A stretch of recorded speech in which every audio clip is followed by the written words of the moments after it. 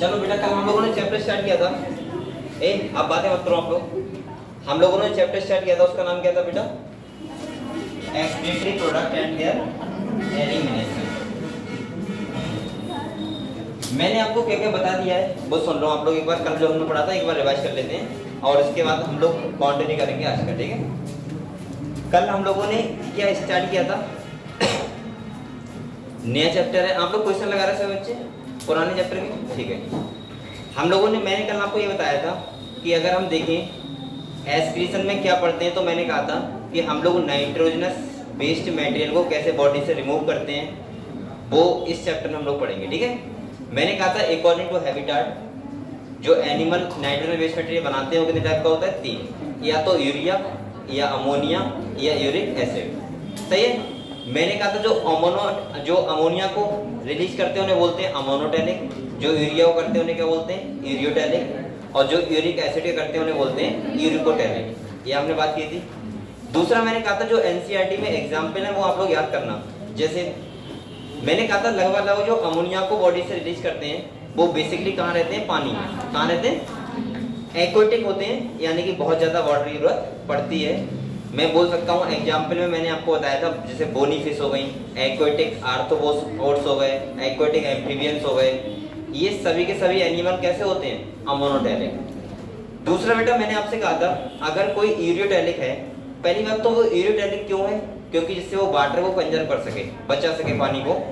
दूसरा मैंने कहा था यूरियोटैनिक में आप लोग ध्यान रखना, पहला मैरीन फिश, दूसरा टेरेस्ट्रियल, एम्फीबियंस और तीसरा मैमल्स, ये आपको ध्यान रखने एग्जाम्पल।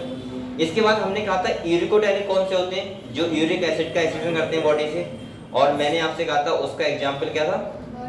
बर्ड्स हो गई या फिर रेप्टाइल्स हो गए, ऐसी लैंड स्नेल था, है ना। ये कैसे होते हैं? यूरिकोटैनिक। इसके बाद मैंने आपको बताया था कि अगर हम एक्सक्रीटरी ऑर्गन की बात करें कि कौन कौन ऐसे ऑर्गन होते हैं जो हेल्प करते हैं किसमें? एक्सक्रीटरी प्रोडक्ट को एलिमिनेट करने में।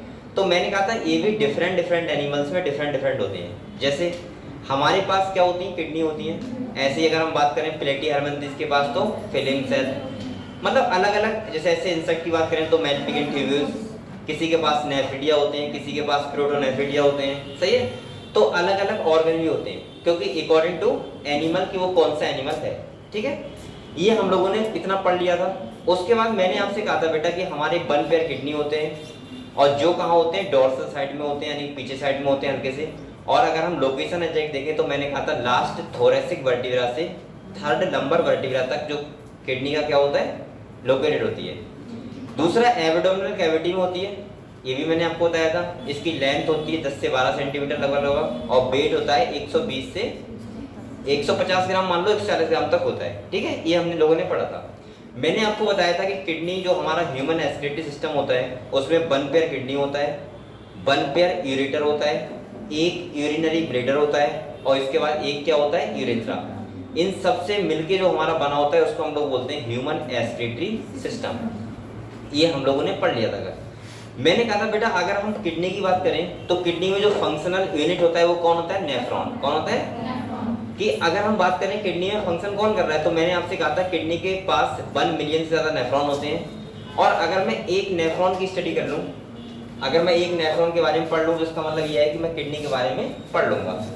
तो इसका मतलब सिंपल सा ये था कि मुझे किडनी पढ़ने से पहले किसको पढ़ना है? नेफ्रॉन को। और मैंने कल आपको नेफ्रॉन का स्ट्रक्चर दिखाया था। मैंने बताया था कि आप लोग सबसे पहले ये ध्यान रखना कि नेफ्रॉन का स्ट्रक्चर, उसके कौन कौन से पार्ट होते हैं और तो किस किस काम में इन्वॉल्व होते हैं वो हम सब पढ़ेंगे, ठीक है। पहले मैंने कहा था कि आप लोग ध्यान रखना उसका स्ट्रक्चर। दूसरा मैंने कहा था कि नेफ्रॉन, अगर हम किडनी की बात करें बेटा तो किडनी हमारी 2 काम में हेल्प करती है, पहला ऑस्मो रेगुलेशन और दूसरा यूरिन का फॉर्मेशन। मैंने आप लोगों से ये भी कहा था कि हमारे अंदर जो अमोनिया बनता है वो कन्वर्ट यूरिया में होता है। कौन करता है? लीवर। और यूरिया से यूरिन को कन्वर्ट कौन करता है? किडनी। किडनी का काम होता है ब्लड से यूरिया को फिल्टर करना, ठीक है। 1 पेयर किडनी होता है, ये आपको सबको पता होगा। कल मैंने आपको नेफ्रॉन का स्ट्रक्चर की बात करूं तो मैंने कहा था बेटा, एक बार मैं रिवाइज करवा दे रहा हूं थोड़ा सा क्योंकि ये इंपॉर्टेंट है। मैंने आप लोगों को ये बताया था कि ये है वुमेन्स कैप्सूल, ऐसे करके कुछ मैंने स्ट्रक्चर बनाया था।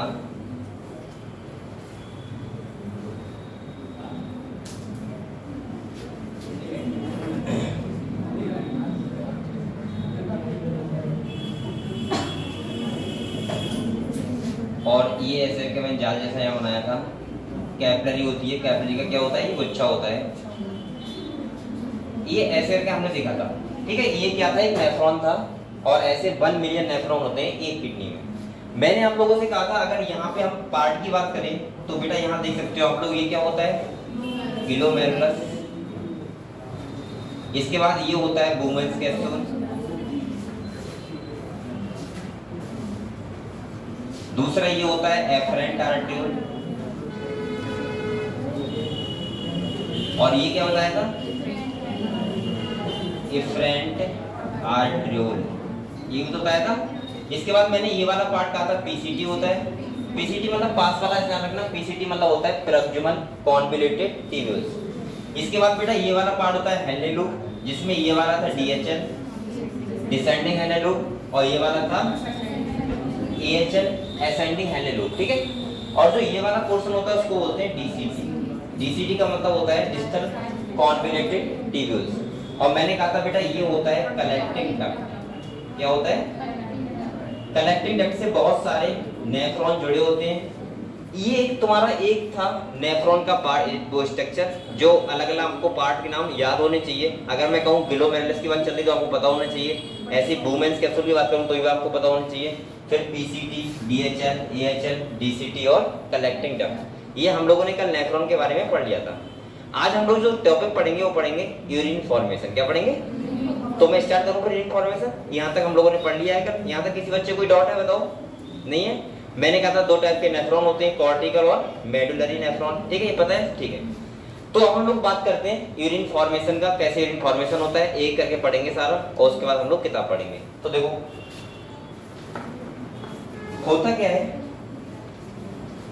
अगर हम यूरिन फॉर्मेशन की बात करें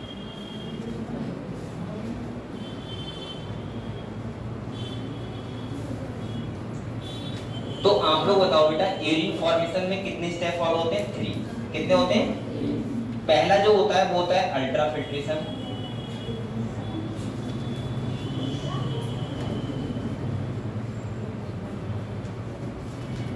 दूसरा होता है सेलेक्टिव रीएब्जॉर्प्शन,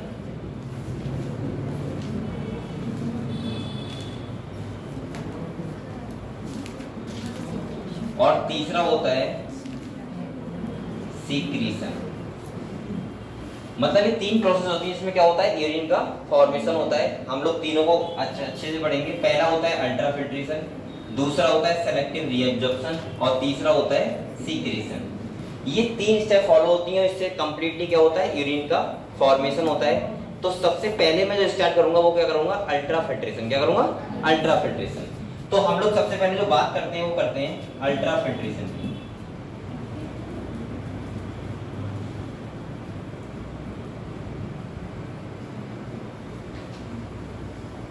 देखो अल्ट्राफिल्ट्रेशन का मतलब आपको नाम से पता लग रहा होगा, लग रहा है किसी पता।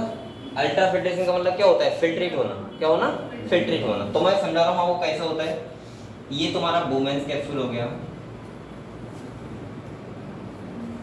यहाँ पे और सारे पार्टों से मतलब नहीं है। हाँ जाओ,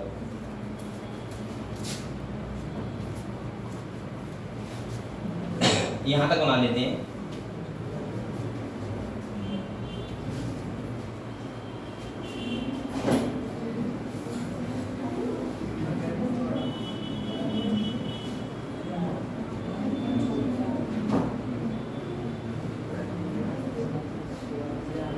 बेटा मैंने आप लोगों को बताया था ये क्या होता है, एफरेंट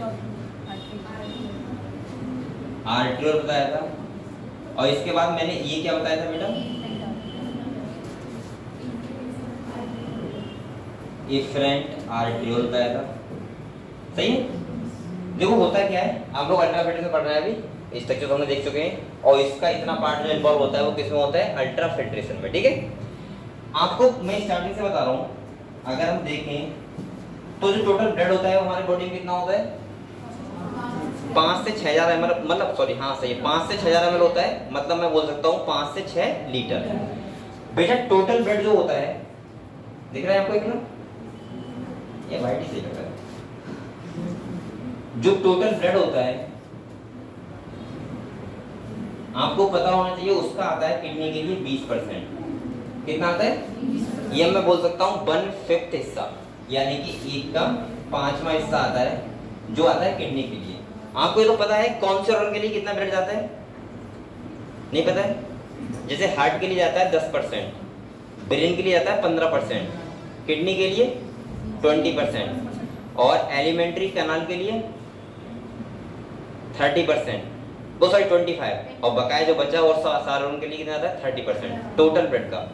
मैंने ट्रिक भी बनाई हुई है, आप लोग चाहे तो लिख लो अभी। हमारे ब्रेन का डॉक्टर अलग, हाथ से हार्ट आ जाएगा, ब्रेन से तो ब्रेन आएगा ही, का से आ जाएगा किडनी, और डा से डाइजेस्टिव सिस्टम मान सकते हैं, ठीक है। और बेटा इसके बाद ये आ जाएगा ए से आ से अदर।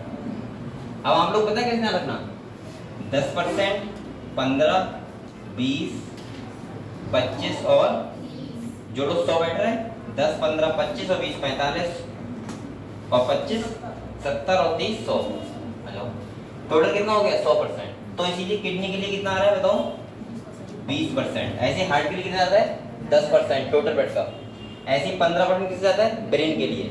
और बेटा डाइजेस्टिव सिस्टम के लिए कितना आता है? 25%। और अदर जो भी बॉडी पार्ट होते हैं उनको कितना आता है? 30% टोटल ब्लड का। ठीक है, यहाँ लिख लो, सब बच्चे लिख लो, फिर मैं मिटा दूंगा ना अभी।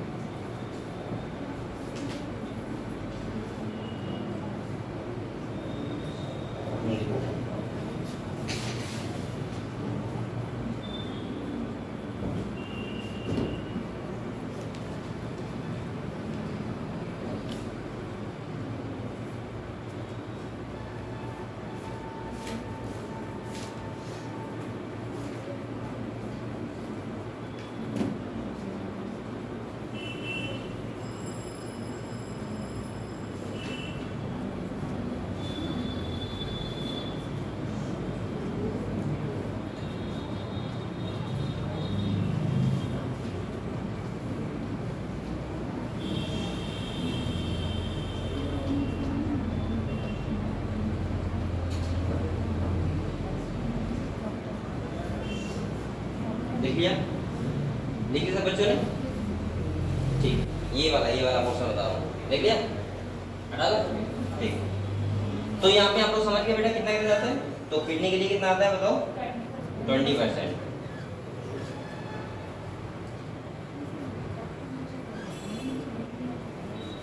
तो मैं ये बता रहा था आपको, यानी कि 20% यहाँ पे आया, कितना आया? आप लोग बताओ बेटा, अगर मैं 20% दूंगा, या मैं बोल सकता हूँ 1/5 हिस्सा, ठीक है, तो कितना आएगा लगभग लगभग? मैं मान के चलता हूँ 1125 ml। कितना मान के चलता हूँ? 1125 ml। 1125 ml ये आता है पर मिनट। कितना आता है? पर मिनट। ये आता है किडनी के लिए। 11×5 = 55, लगभग 5.5 लीटर के अराउंड मैंने ले लिया, ठीक है। ये आता है यहाँ पे 1125 ml, ये आया बेटा। अब आपको बताओ, इसका डायमीटर ज्यादा है और इसका डायमीटर क्या है? कम, यानी कि इसका लगभग होता है 25 mm अगर आप लिखो तो, और इसका होता है 5 mm का।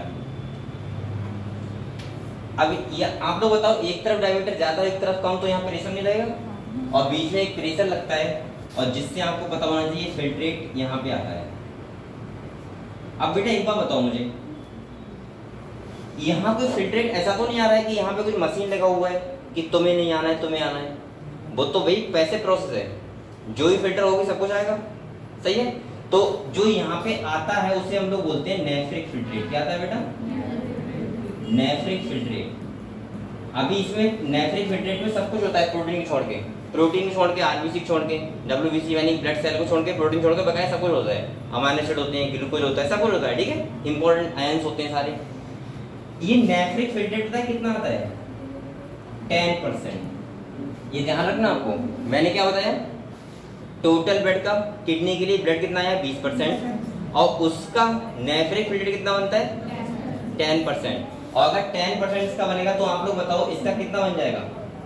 125 ml पर मिनट, ठीक है।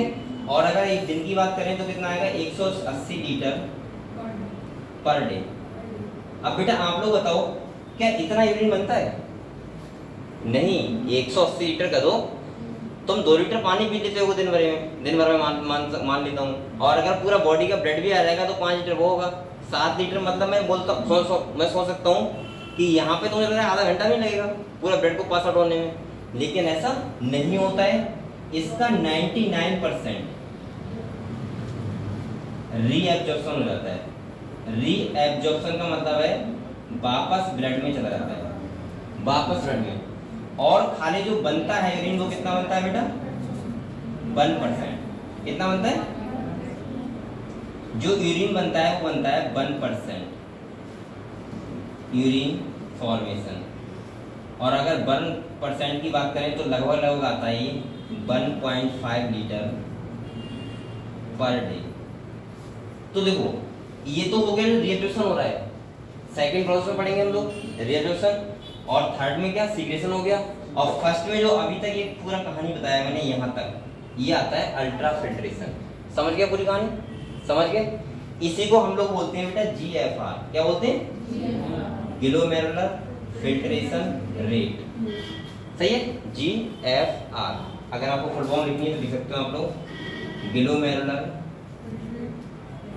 मैं आपको ये चीज रटा क्यों नहीं रहा हूँ? क्योंकि वो क्वेश्चन में अगर कहते हैं किडनी बेकार है किसी की जो, तो क्या करोगे? तो वो कुछ अगर यहाँ चेंज कर दिया उसने तो ये भी क्या आएगा? चेंज आएगा, ठीक है। तो इसीलिए आप लोग ऐसे ध्यान रखना 10% आता है तो टोटल ब्लड कितना आता है? 20%। आप लोग आराम से निकाल सकते हो, ठीक है।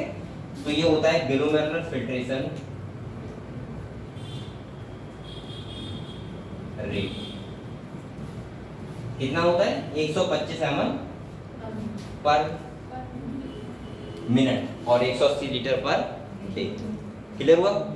तो ये किताब में आपके ऐसे लिखा हुआ नहीं है, तो आप लोग कहीं पे भी खाली जगह देखो ऐसे लिख लो पूरा अल्ट्रा फिल्ट्रेशन।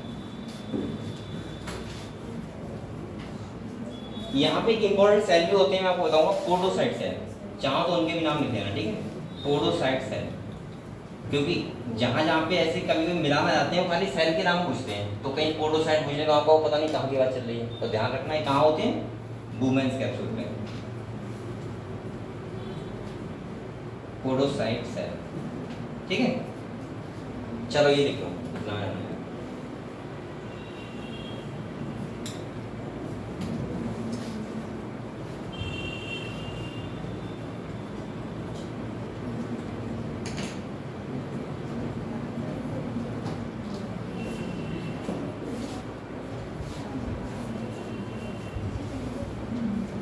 ये तब होता है जब हमारी किडनी में ब्लड जाता है, ठीक है। पहला प्रोसेस समझ गए? इसी को बोलते हैं अल्ट्रा फिल्ट्रेशन।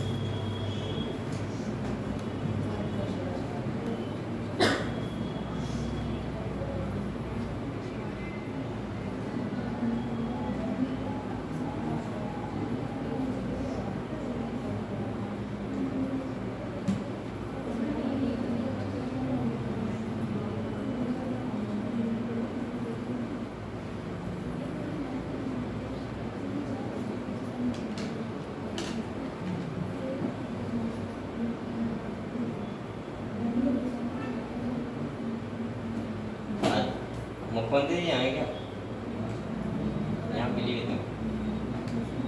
हाँ उप मुख्यमंत्री, वो उनको मुख्यमंत्री मालूम कैसे कैसे वही पावर तो उतनी ही है। केसर श्री केशव प्रसाद मौर्य। अरे तुम्हें उप मुख्यमंत्री का नाम नहीं पता है अपने? केशव प्रसाद मौर्य आज आए हैं पीलीभीत में, आके चले भी गए। हाँ चले भी गए, तभी तो आपने देखा नहीं रोड पे पुलिस होगी, इस वाले रोड पे, इस वाले रोड पे।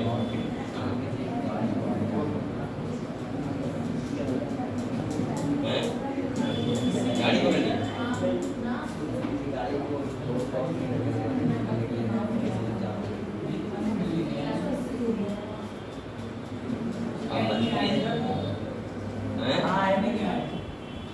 करने का निरीक्षण करने आए, देखने को बाहर नहीं आए अपना प्रदेश देखने आए पीलीभीत कैसा है।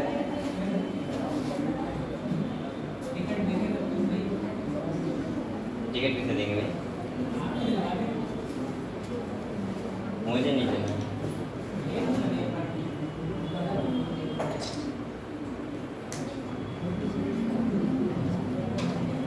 मुझे लगता है ना राजनीति कुछ भी कर लेना, लेकिन राजनीति मत करना।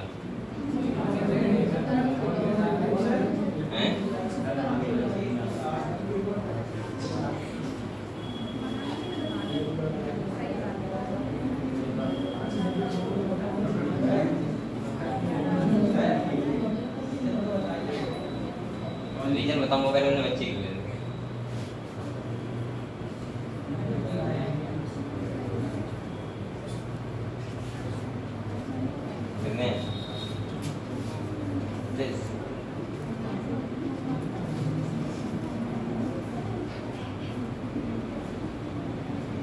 रीजन क्या बेटा, रीजन फायदे भी बहुत है वैसे तो देखा जाए। मनोहर सिंह ठाकर देखो, लेकिन रियलिटी बताऊं मैं तो ये बहुत बेकार काम भी है। राजनीति का मतलब आप समझते नहीं। अच्छा एक बात बताओ, अगर आपके कोई आपके बारे में 5 बातें कोई बेकार बोलते और 5 लोग बोलते हैं, मुझे लगता है आपको नींद नहीं आएगी सामने, लगेगा क्यों बोलती है मेरे बारे में फालतू में, इतना बेकार नहीं। और बेटा नेता लोग पता है कितना सहन करते हैं? 50% लोग बेकार बोलते हैं उनके बारे में, ले लेते हैं। लेकिन वो वही तो कह रहा हूँ, इतना पहले हार्ड बनो, पहले अंदर से हार्ड बनो इतना कि ये सुन भी पाओ बाद में कर भी पाओ, ठीक है। दूसरा पता है, जब तक तुम राजनीति में हो, तुम्हारी सरकार है, तब तुम्हारे जन्म में है। लेकिन जब सरकार जाती है ना, तो बेटा आधे लोग तो जैसे पीलीभीत मान लो, जो अभी और पावर में होंगे, उसमें से 50% लोग तो 90% निकल जाएंगे और उनको इतने मुकदमे लगाए जाएंगे, दूसरी पार्टी लगाएगी कि वो खुद में सुलझ नहीं पाएंगे कभी लाइफ में। ये टेम्पररी चीज होती है। अगर कोई जैसे डीएम है एक मान लिया, वो बेटा एक परमानेंट चीज है। एक पद होता है किसी आदमी को परमानेंट होता है, लेकिन एक ऐसा होता है टेम्पररी। आज तुम बहुत अच्छी पकड़ पे हो, लेकिन कल को जब वो पद जाता है ना, तो आदमी बहुत बेकार लगता है आदमी को। चलती से क्या मतलब? अगर तुम ठीक ठाक तुम्हारा नेचर है, तुम्हें क्या चलती है करना भाई? मुझे लगता है 80% लोग ऐसे हैं जिन्हें खाली अपने काम से मतलब है। यहाँ की बात नहीं कर रहा हूँ, धरती की बात कर रहा हूँ। उन्हें ना तो मतलब बीजेपी आ जाएगी तो ना किसी को मार देंगे, ना समाजवादी आ जाएगी ना उन्हें भी मार देगा। 80% लोग तो ऐसे हैं। जो 10-15% लोग होते हैं, वो पता है कौन से होते हैं? वो होते हैं जिन्हें एक सरकार में बहुत फायदा होता है, एक सरकार में बहुत नुकसान होता है। तो उन्हें डर रहता है सरकार आने का जाने का। एक आम आदमी को, तुम्हें जैसे अगर मैं मुझसे तो पूछे तुम्हें क्या चाहिए सर, तो मैं कहूँगा कि सब लोग खुश रहें, उस बात करना। ऐसा वो नियम ना लगाया जाए जिससे मुझे दुख हो या दूसरे आदमी को बात करता हूँ। और मैं ना कभी मेरा कोई काम पड़ रहा है, ना मुझे कोई जरूरत है। तो अधिकतर 85% लोग ऐसे ही है। इस यहाँ पे कोई कहीं भी ले लो आपको। तो इसीलिए मैं कह रहा हूँ कि राजनीति का काम, जैसे अभी प्रधानी का इलेक्शन आने वाला है, आपको पता होगा आने वाला है ना। एक आदमी बेटा 15 से 16 लाख रुपए खर्च करता है, 15 से 20 लाख हमारे तरफ से। मुझे लगता है इतना कोई भी बिजनेस डाल दो, जिंदगी भर खाते रहोगे। और 20 लाख फूंकने के बाद एक बार प्रधान बन भी गए, तो उसके बाद ऐसा बोला जाता है ना कि हर बार तुम्हें इलेक्शन में खड़ा होना पड़ेगा और 2 बार हार गए बस अब खड़ा हो जाओगे, बल्कि डूब जाओगे कर्जे में। समझ गए? तो इसीलिए मैं कहता हूँ कि अगर आपको आम जिंदगी जीनी है तो इससे बच के रहिए थोड़ा सा।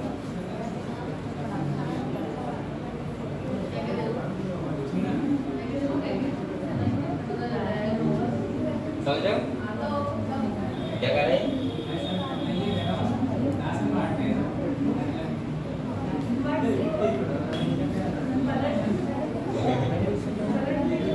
अरे मैं नहीं बढ़ता हूँ। क्या आता है?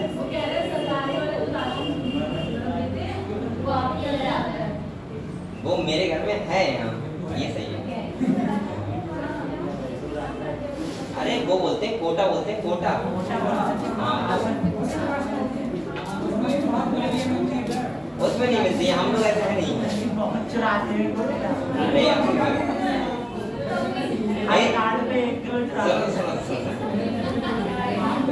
अबे बातें कर रहे फिट जाओगे।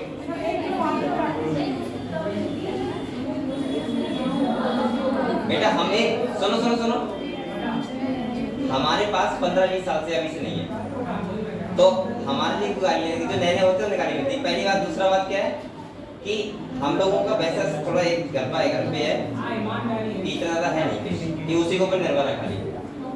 समझ रहे हो? वो एक खाली पद है, वो कुछ नहीं है बस, और कुछ नहीं। इनकम कुछ नहीं होती है, 0 इनकम होती है। अब 0 नहीं होती है, इतना ही नहीं।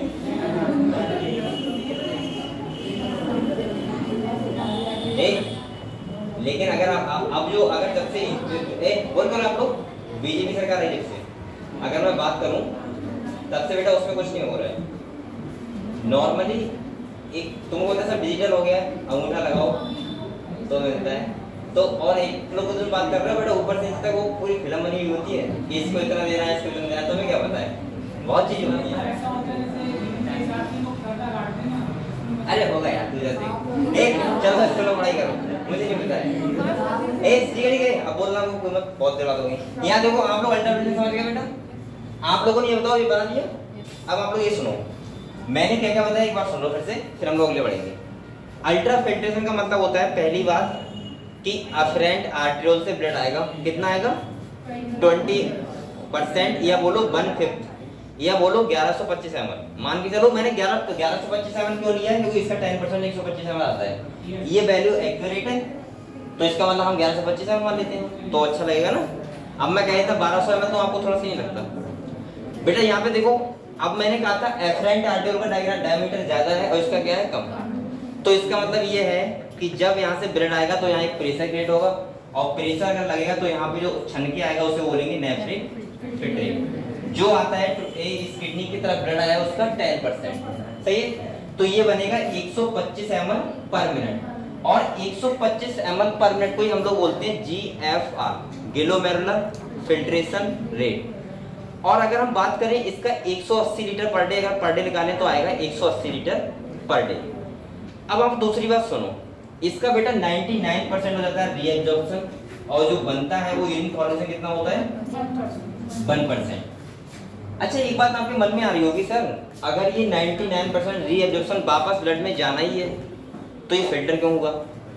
ऐसा लग रहा है आपको? भाई नेचर को ऐसा ही करना चाहिए था कि ये आता ही नहीं था, डायरेक्ट यूरिन बनता 1%, कोई दिक्कत नहीं होती रीएब्जॉर्प्शन की। लेकिन बेटा अगर रीएब्जॉर्प्शन ना होता तो देखो इसका क्या फायदा। सुनो, पहला तो ये कि ये पैसे प्रोसेस होती है। कैसे होती है? और पैसे का मतलब खुद से होती है, तो यहाँ तो विदाउट एनर्जी होती है, तो यहाँ पे हम ये नहीं कह सकते क्या चीज आएगा और क्या चीज नहीं आएगा, पहली बात। दूसरा, अगर 99% रीएब्जॉर्प्शन हो रहा है, इसका फायदा क्या है? तो इसका फायदा ये है कि हमारी किडनी कैसी है? Auto regulate. अगर ये रीएब्जॉर्प्शन ना होता तो आप लोग बताओ क्या किडनी को हम ऑटो रेगुलेट बना पाते? नहीं बेटा, रीएब्जॉर्प्शन की वजह से ही तो अगर पानी कम पी रहे हैं, ज्यादा पी रहे हैं, तो इससे इफेक्ट पड़ता है। आप लोग खुद बताओ, मान लीजिए मैंने आज पानी ज्यादा पिया, क्या पिया? ज्यादा पिया, तो मेरी किडनी रीएब्जॉर्प्शन कम करेगी और यूरिन ज्यादा बनेगा। समझ में आया या नहीं आया? देखो एक बात सुनो आप लोग बेटा, यहाँ आपको समझ में आ जाएगा। ये देखो, ये वाली जो ब्लड वेसल्स है ऐसे क्या आती है इसके चारों तरफ, ये ऐसे आई है।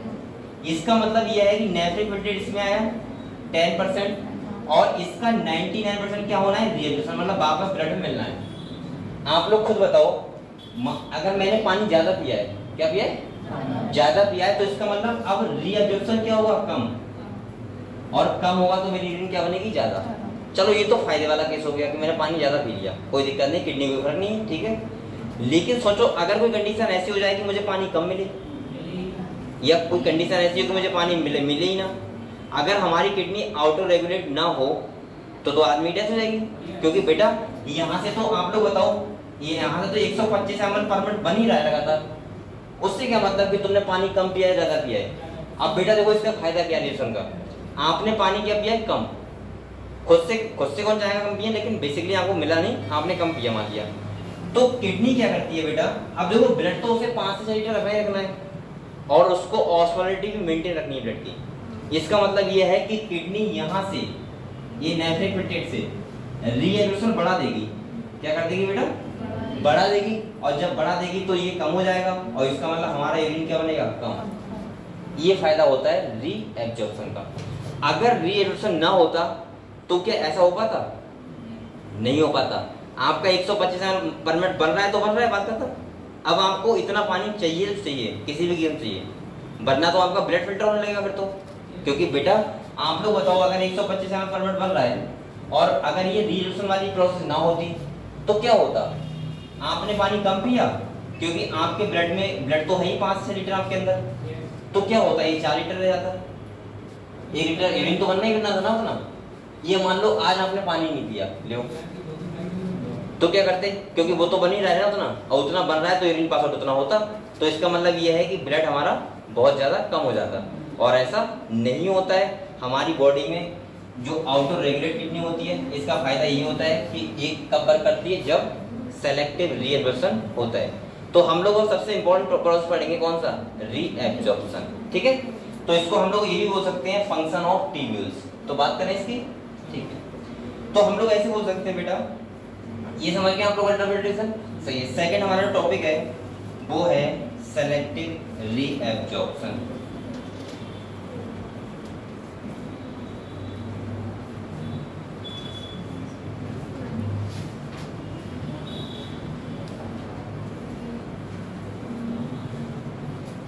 देखो सेलेक्टिव रीएब्जॉर्प्शन में अब मैं, आप लोग बताओ क्या वुमेन्स कैप्सूल और ग्लोमेरुलस बनाऊंगा, नहीं, उसका काम तो हो गया इंटरप्रिटेशन का। अब मैं बात करता हूं खाली किसकी, एक तो बात करूंगा पीसीटी की, किसकी बात करूंगा बेटा, पीसीटी की, और दूसरा हम लोग बात करेंगे किसकी, हेनली लूप की, और दूसरा हम लोग बात करेंगे डीसीटी की, और तीसरा करेंगे कलेक्टिंग डक्ट।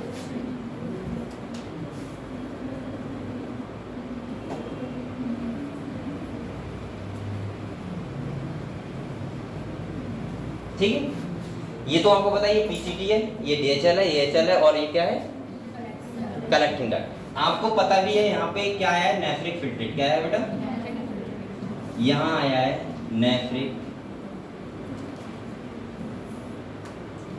फिल्ट्रेट। अब देखो, सबसे पहले मैं आपको बता दूं, जो आपको मेन ध्यान रखना है वो सुन लो आप लोग पहले, सही है।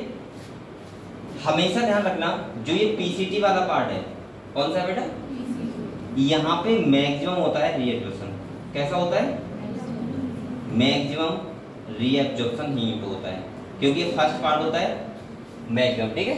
सबसे ज्यादा रीएब्जॉर्प्शन क्या होता है, आप लोग पहले ये समझ रहे हो रीएब्जॉर्प्शन का मतलब क्या है, सब बच्चे, रीएब्जॉर्प्शन का मतलब है जो नेफ्रॉन में नेफ्रिक फिल्ट्रेट आया है उसका वापस जाना, किसमें, ब्लड कैपिलरी में, यानी ब्लड वेसल्स में वापस जाना, उसको बोलते हैं रीएब्जॉर्प्शन। अब फिर मैं बोल रहा हूँ कि आप लोग सोच रहे वापस जाता क्यों है, तो बेटा फिल्टर हो चुका है, वहाँ पे ऐसे प्रोसेस होती है, और ये इसीलिए होता है जिससे हम यूरिन को कंसंट्रेट बना सकें और वाटर को बचा सकें। अगर हम कम पानी पी रहे हैं तो उसको बचा सकें, ठीक है।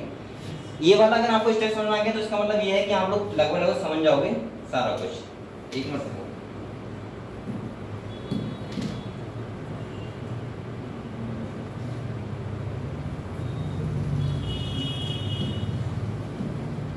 यानी कि यहाँ होता है मैक्सिमम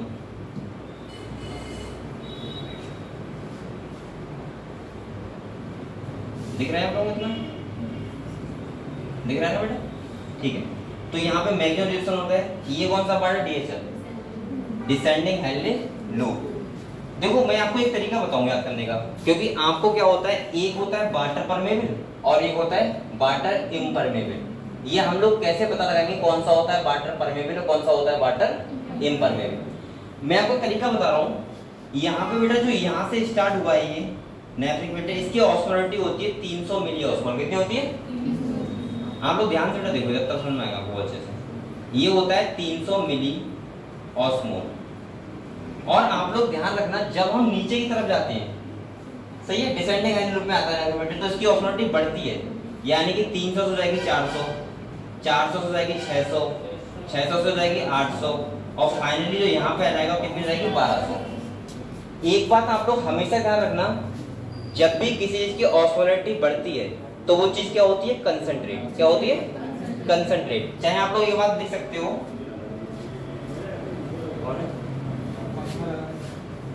यहाँ पे देखो, जब भी इसकी क्या होगी? ऑस्मोलरिटी बढ़ेगी। मैं ऐसे यहाँ पे लिख दे रहा हूँ बेटा कि जब भी ऑस्मोलरिटी बढ़ती है तो यूरिन कैसी होगी बताओ आप लोग? कंसंट्रेट होगी। और जब यूरिन कंसंट्रेट होगी तो आप लोग बताओ यहाँ से क्या?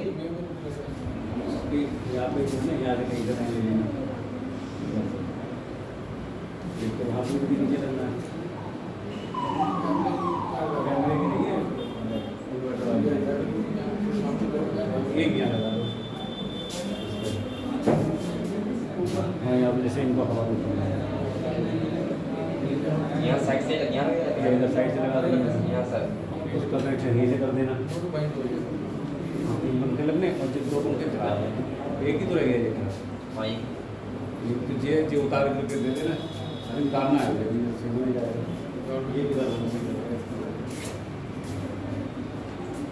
चलो यहाँ देखो बेटा, यहाँ पे मैं बोल सकता हूँ कि अगर ऑस्मोलरिटी बढ़ रही तो यूरिन क्या हो रही? कंसंट्रेट। आप लोग बताओ वो चीज कंसंट्रेट कब होती है? जब उससे वाटर निकलेगा। क्या निकलेगा? वाटर निकलेगा। इसका मतलब क्या, मुझे ये पता लग रहा है कि यहाँ से वाटर निकल रहा होगा नहीं, यहाँ सॉल्यूट नहीं निकल रहा होगा। इसका मतलब ये है कि ये होगी वाटर परमीबल DHL। कैसा होगा बेटा? DHL जो होगा वो होगा वाटर।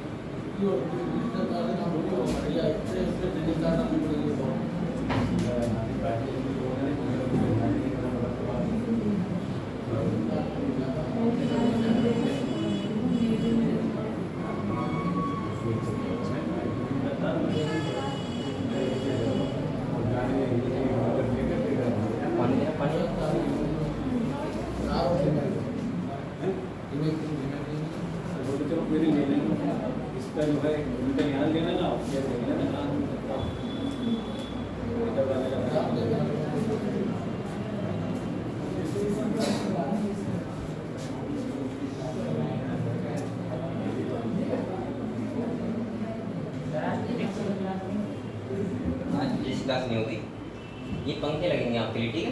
एक ही आपके लिए भी तो लगेगा सर। हाँ मेरे तो लगेगी, लेकिन आपको भी लग रहा है जैसे हवा आ जाए आपको, ठीक है? आपको गर्मी लगती है थोड़ी? अभी वाला डायलॉग मत मारो, ये बंद हो जाएगा उनका करना। अभी काम में 15 दिन तो हवा खा लो आराम से।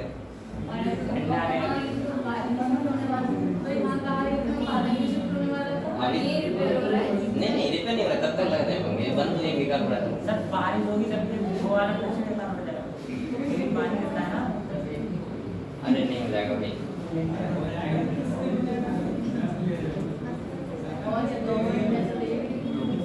और क्या?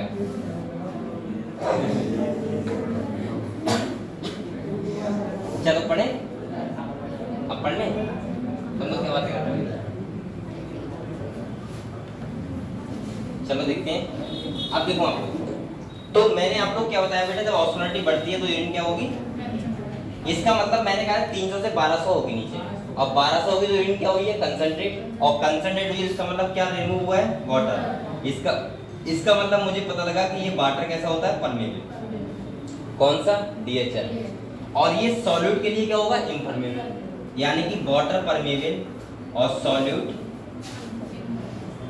इम्परमेबल। ये बात समझ गए आप लोग? बताओ, ये बहुत इंपॉर्टेंट बात है, ध्यान रखना। कभी भी क्वेश्चन पूछ सकता है वो स्टूडेंट में कि बताओ DHL कैसा होता है, वाटर परमेबल या इम्परमेबल, और बच्चे बहुत कंफ्यूज रहते हैं। अब देखो मैंने कैसे तरीका बताया था, देखो फिर देखो, ये जब ऊपर जाता है फिल्ट्रेट तो ये 1200 से फिर से जाता है 800, 600, 400, फिर से जाता है 300। अब आप लोग बताओ इसकी ऑस्मोलरिटी क्या हुई है, कम, और यूरिन अगर ऑस्मोलरिटी कम होगी तो डायलेट होगा, क्या हुआ होगा, डायलेट। और डायलेट कोई चीज तब होती है जब उससे क्या निकले, सॉल्यूट। क्या निकले भाई, आपको आप लोग बताओ, अगर मुझे कोई चीज गाढ़ी करनी है, शरबत है गाढ़ा करना है उसमें, तो मैं क्या करूंगा उसमें,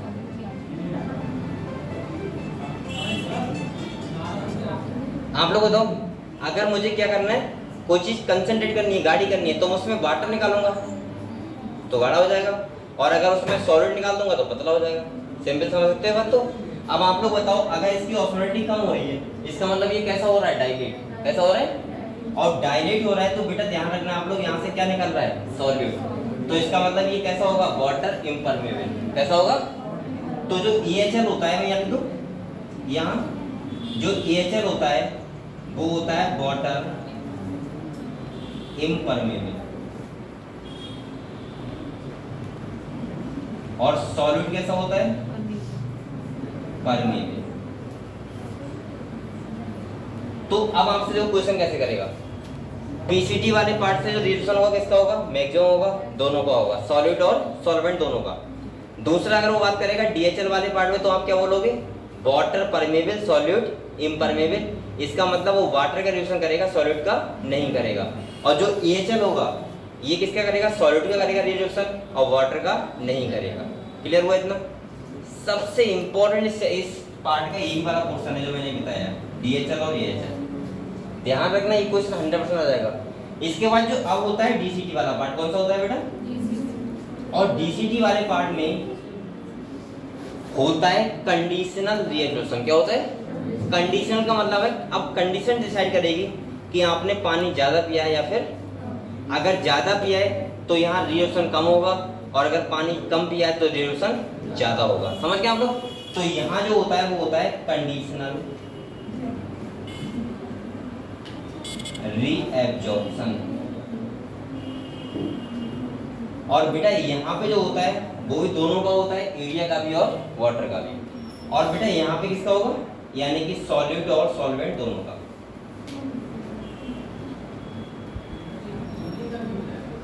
और जो फाइनली यूरिन बनती है, यूरिन आती है, वो आती है 1200 मिली ऑस्मोल। कितनी आती है,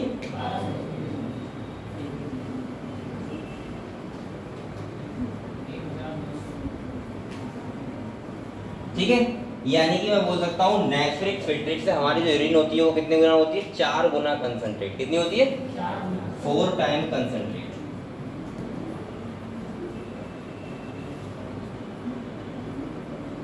ऐसे था तुम्हारा जो मैं पढ़ना था, क्या, रीएब्जॉर्प्शन।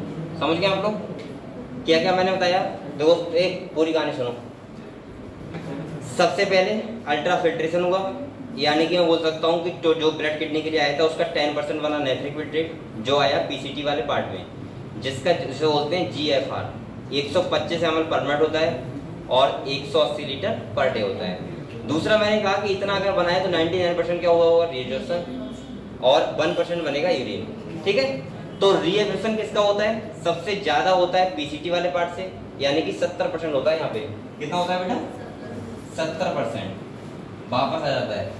इसके बाद DHL से किसका होता है, वाटर का, AHL से किसका होता है, सॉल्यूट का, DCT से किसका होता है, कंडीशनल, और कलेक्टिंग डक्ट से दोनों का।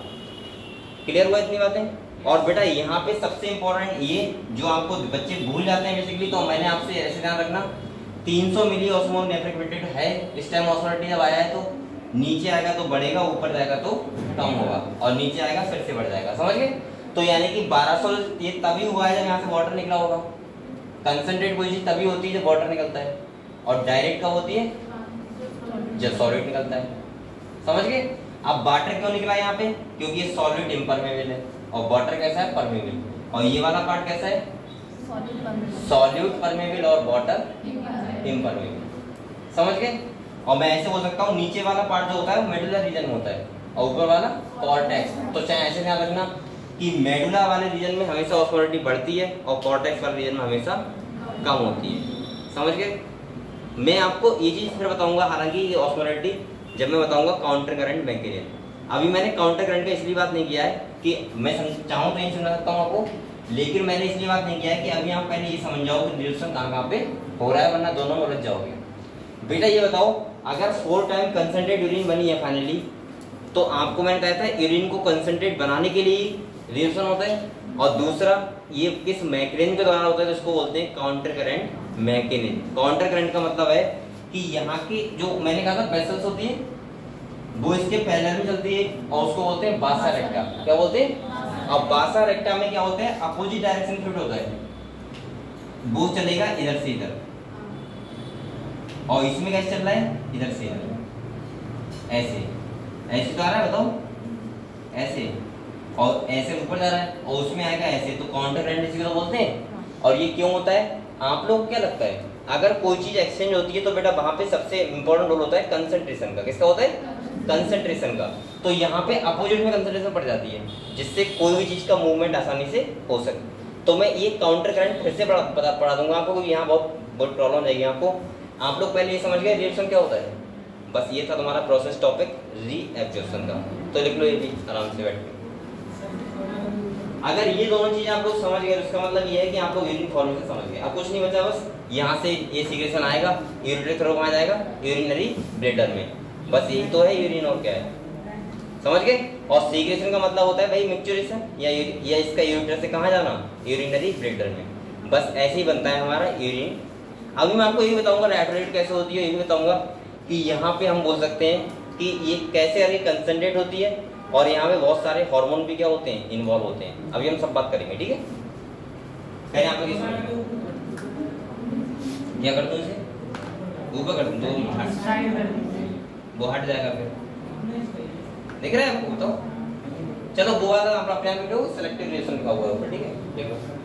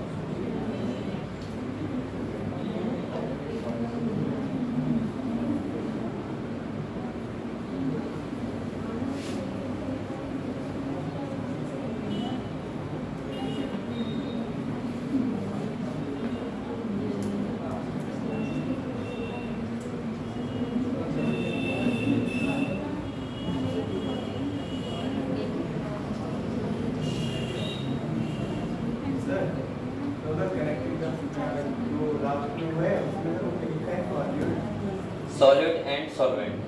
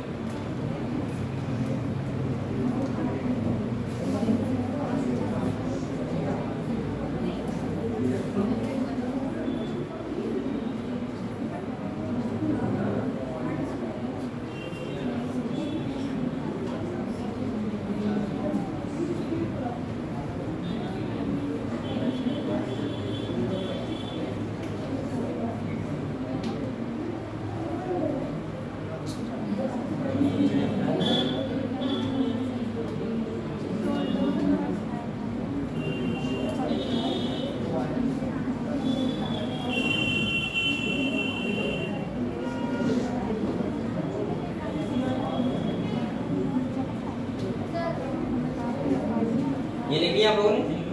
लिख लिया? देखो और लिख रहा है।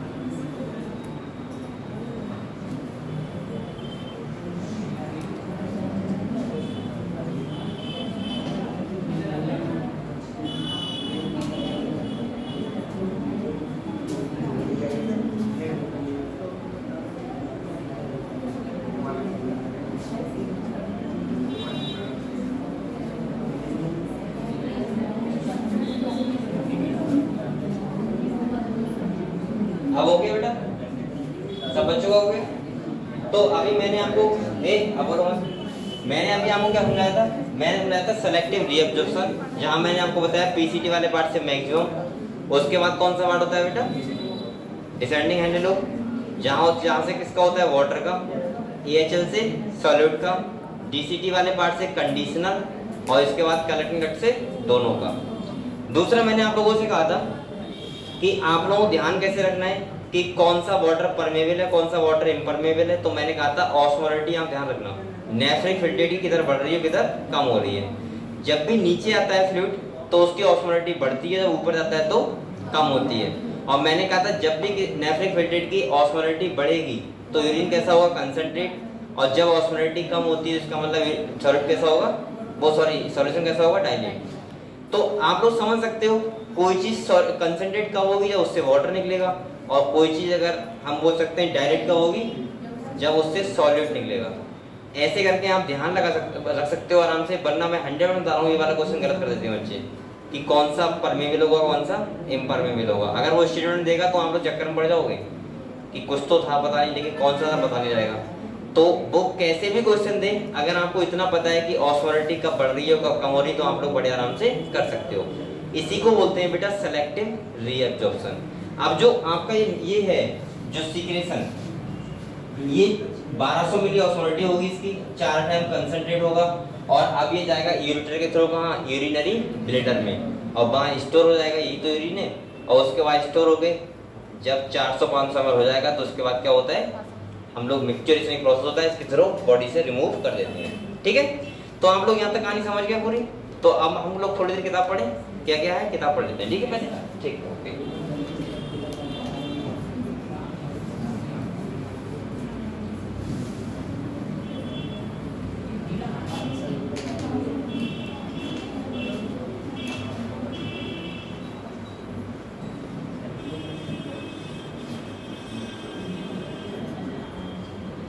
ये हम लोगों ने कल पढ़ लिया था, कहाँ तक पढ़ लिया बेटा?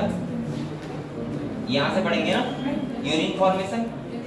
ठीक है, कुछ बातें इसमें नहीं आएंगी, वो सब एक्सप्लेन करूंगा आपको अच्छे से। ठीक है, सुनो यहाँ पे कह रहे हैं यूरिन फॉर्मेशन की अगर हम लोग बात करें तो इसमें कौन कौन सा प्रोसेस इन्वॉल्व होता है वो देखो।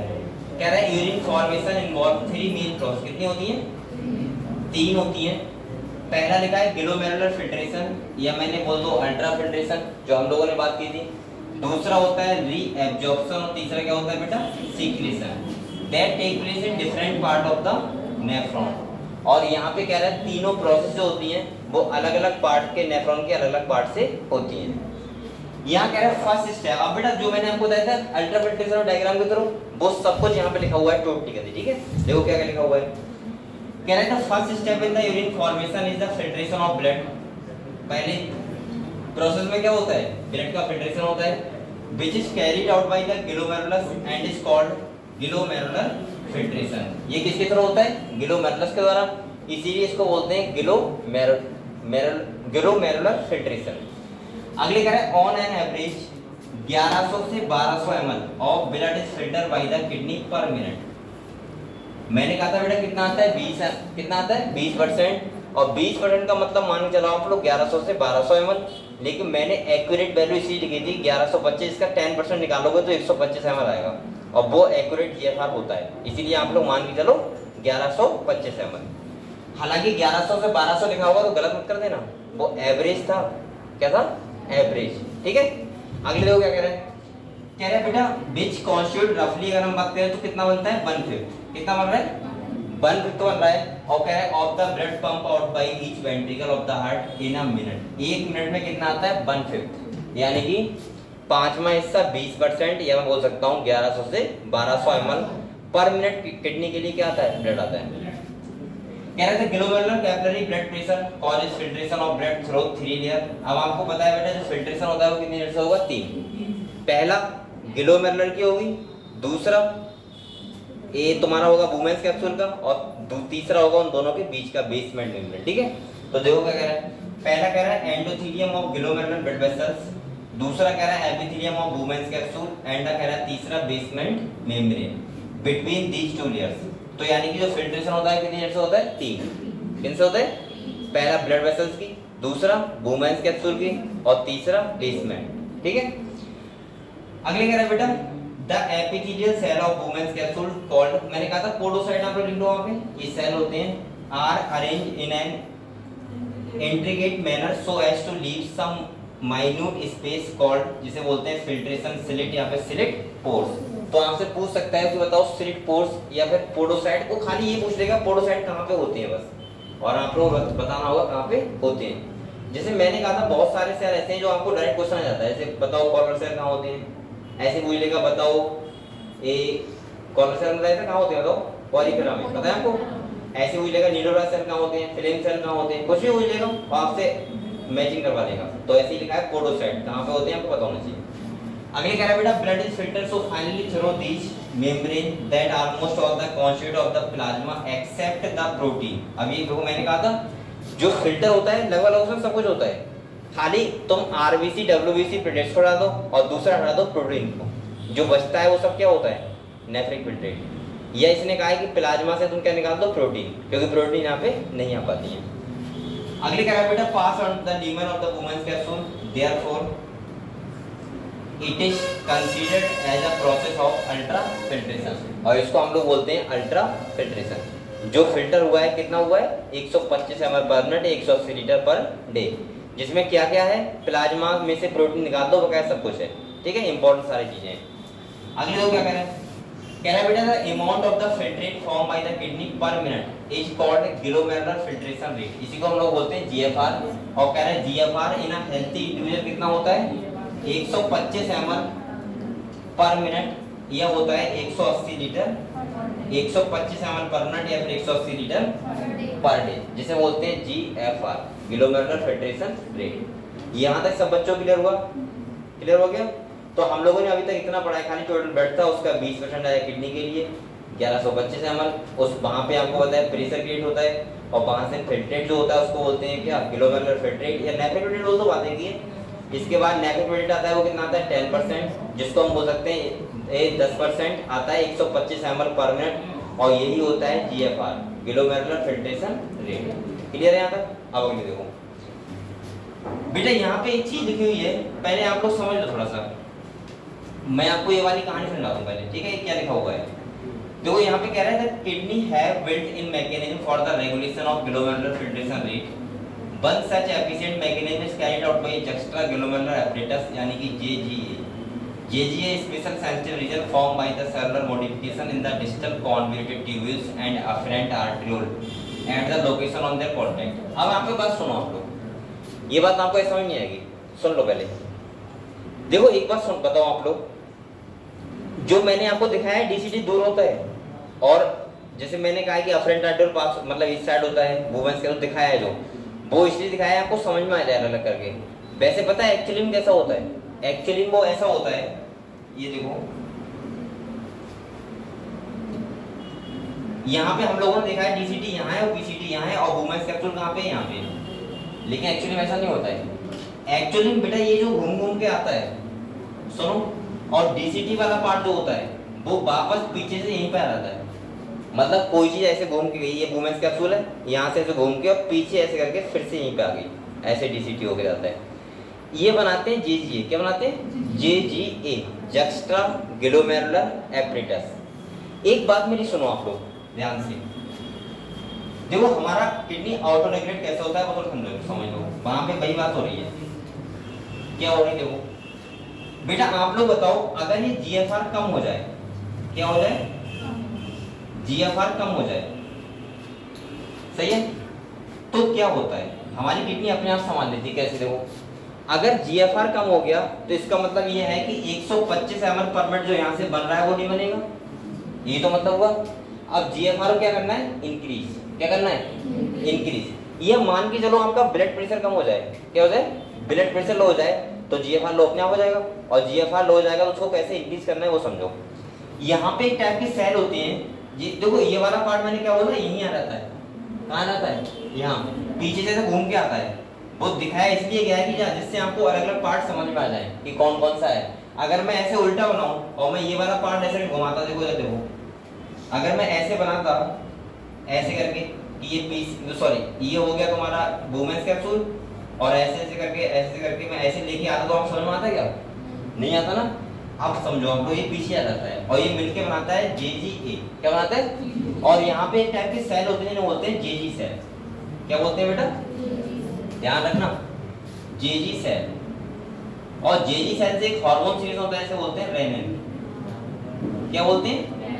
रेनिन। सही है। और रेनिन बोलते हैं, ये जो रेनिन होता है ये होता है वेसो कॉन्स्ट्रिक्टर। ये पूरी कहानी भी और ही बताऊंगा आपको क्या होता है। सुनो पहले यहाँ पे। और ये वेसो कॉन्स्ट्रिक्टर होता है तो बताइए क्या करता है बेटा? यहाँ पे देखो आप लोग, ये वेसो कॉन्स्ट्रिक्टर होता है और ये पता क्या करता है? इस वाली वेसल्स को कॉन्स्ट्रिक्ट करवा देता है। क्या करवा देता है? कॉन्स्ट्रिक्ट। आप लोग बताओ, अगर इसका डायमीटर मैं और कम कर दूंगा तो क्या यहाँ प्रेशर बढ़ नहीं जाएगा? बढ़ जाएगा ना। और ये बढ़ जाएगा तो इसका मतलब GFR क्या हो जाएगा? इंक्रीज। क्या हो जाएगा?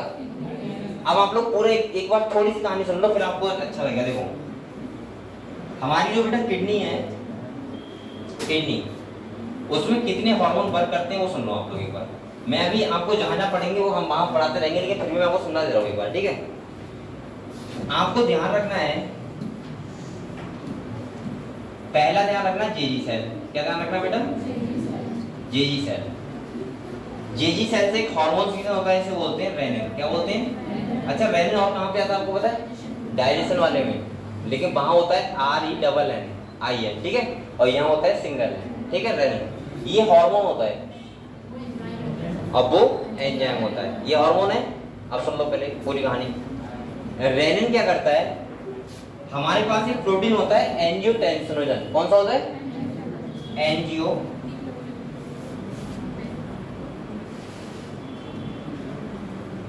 टेंसिनोजन।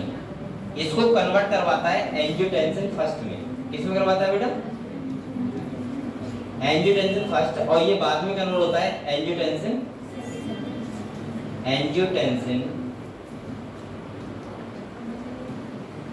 सेकंड में। ये बात समझे आप लोग? और जो एंजियोटेंसिन सेकंड होता है ये दो काम करता है। एक तो बेटा ये होता है वेसोकॉन्स्ट्रिक्टर। कैसा होता है? वेसोकॉन्स्ट्रिक्टर, जो मैंने बताया था वेसल्स को कॉन्ट्रैक्ट करने वाला। और दूसरा एक काम ये और करता है।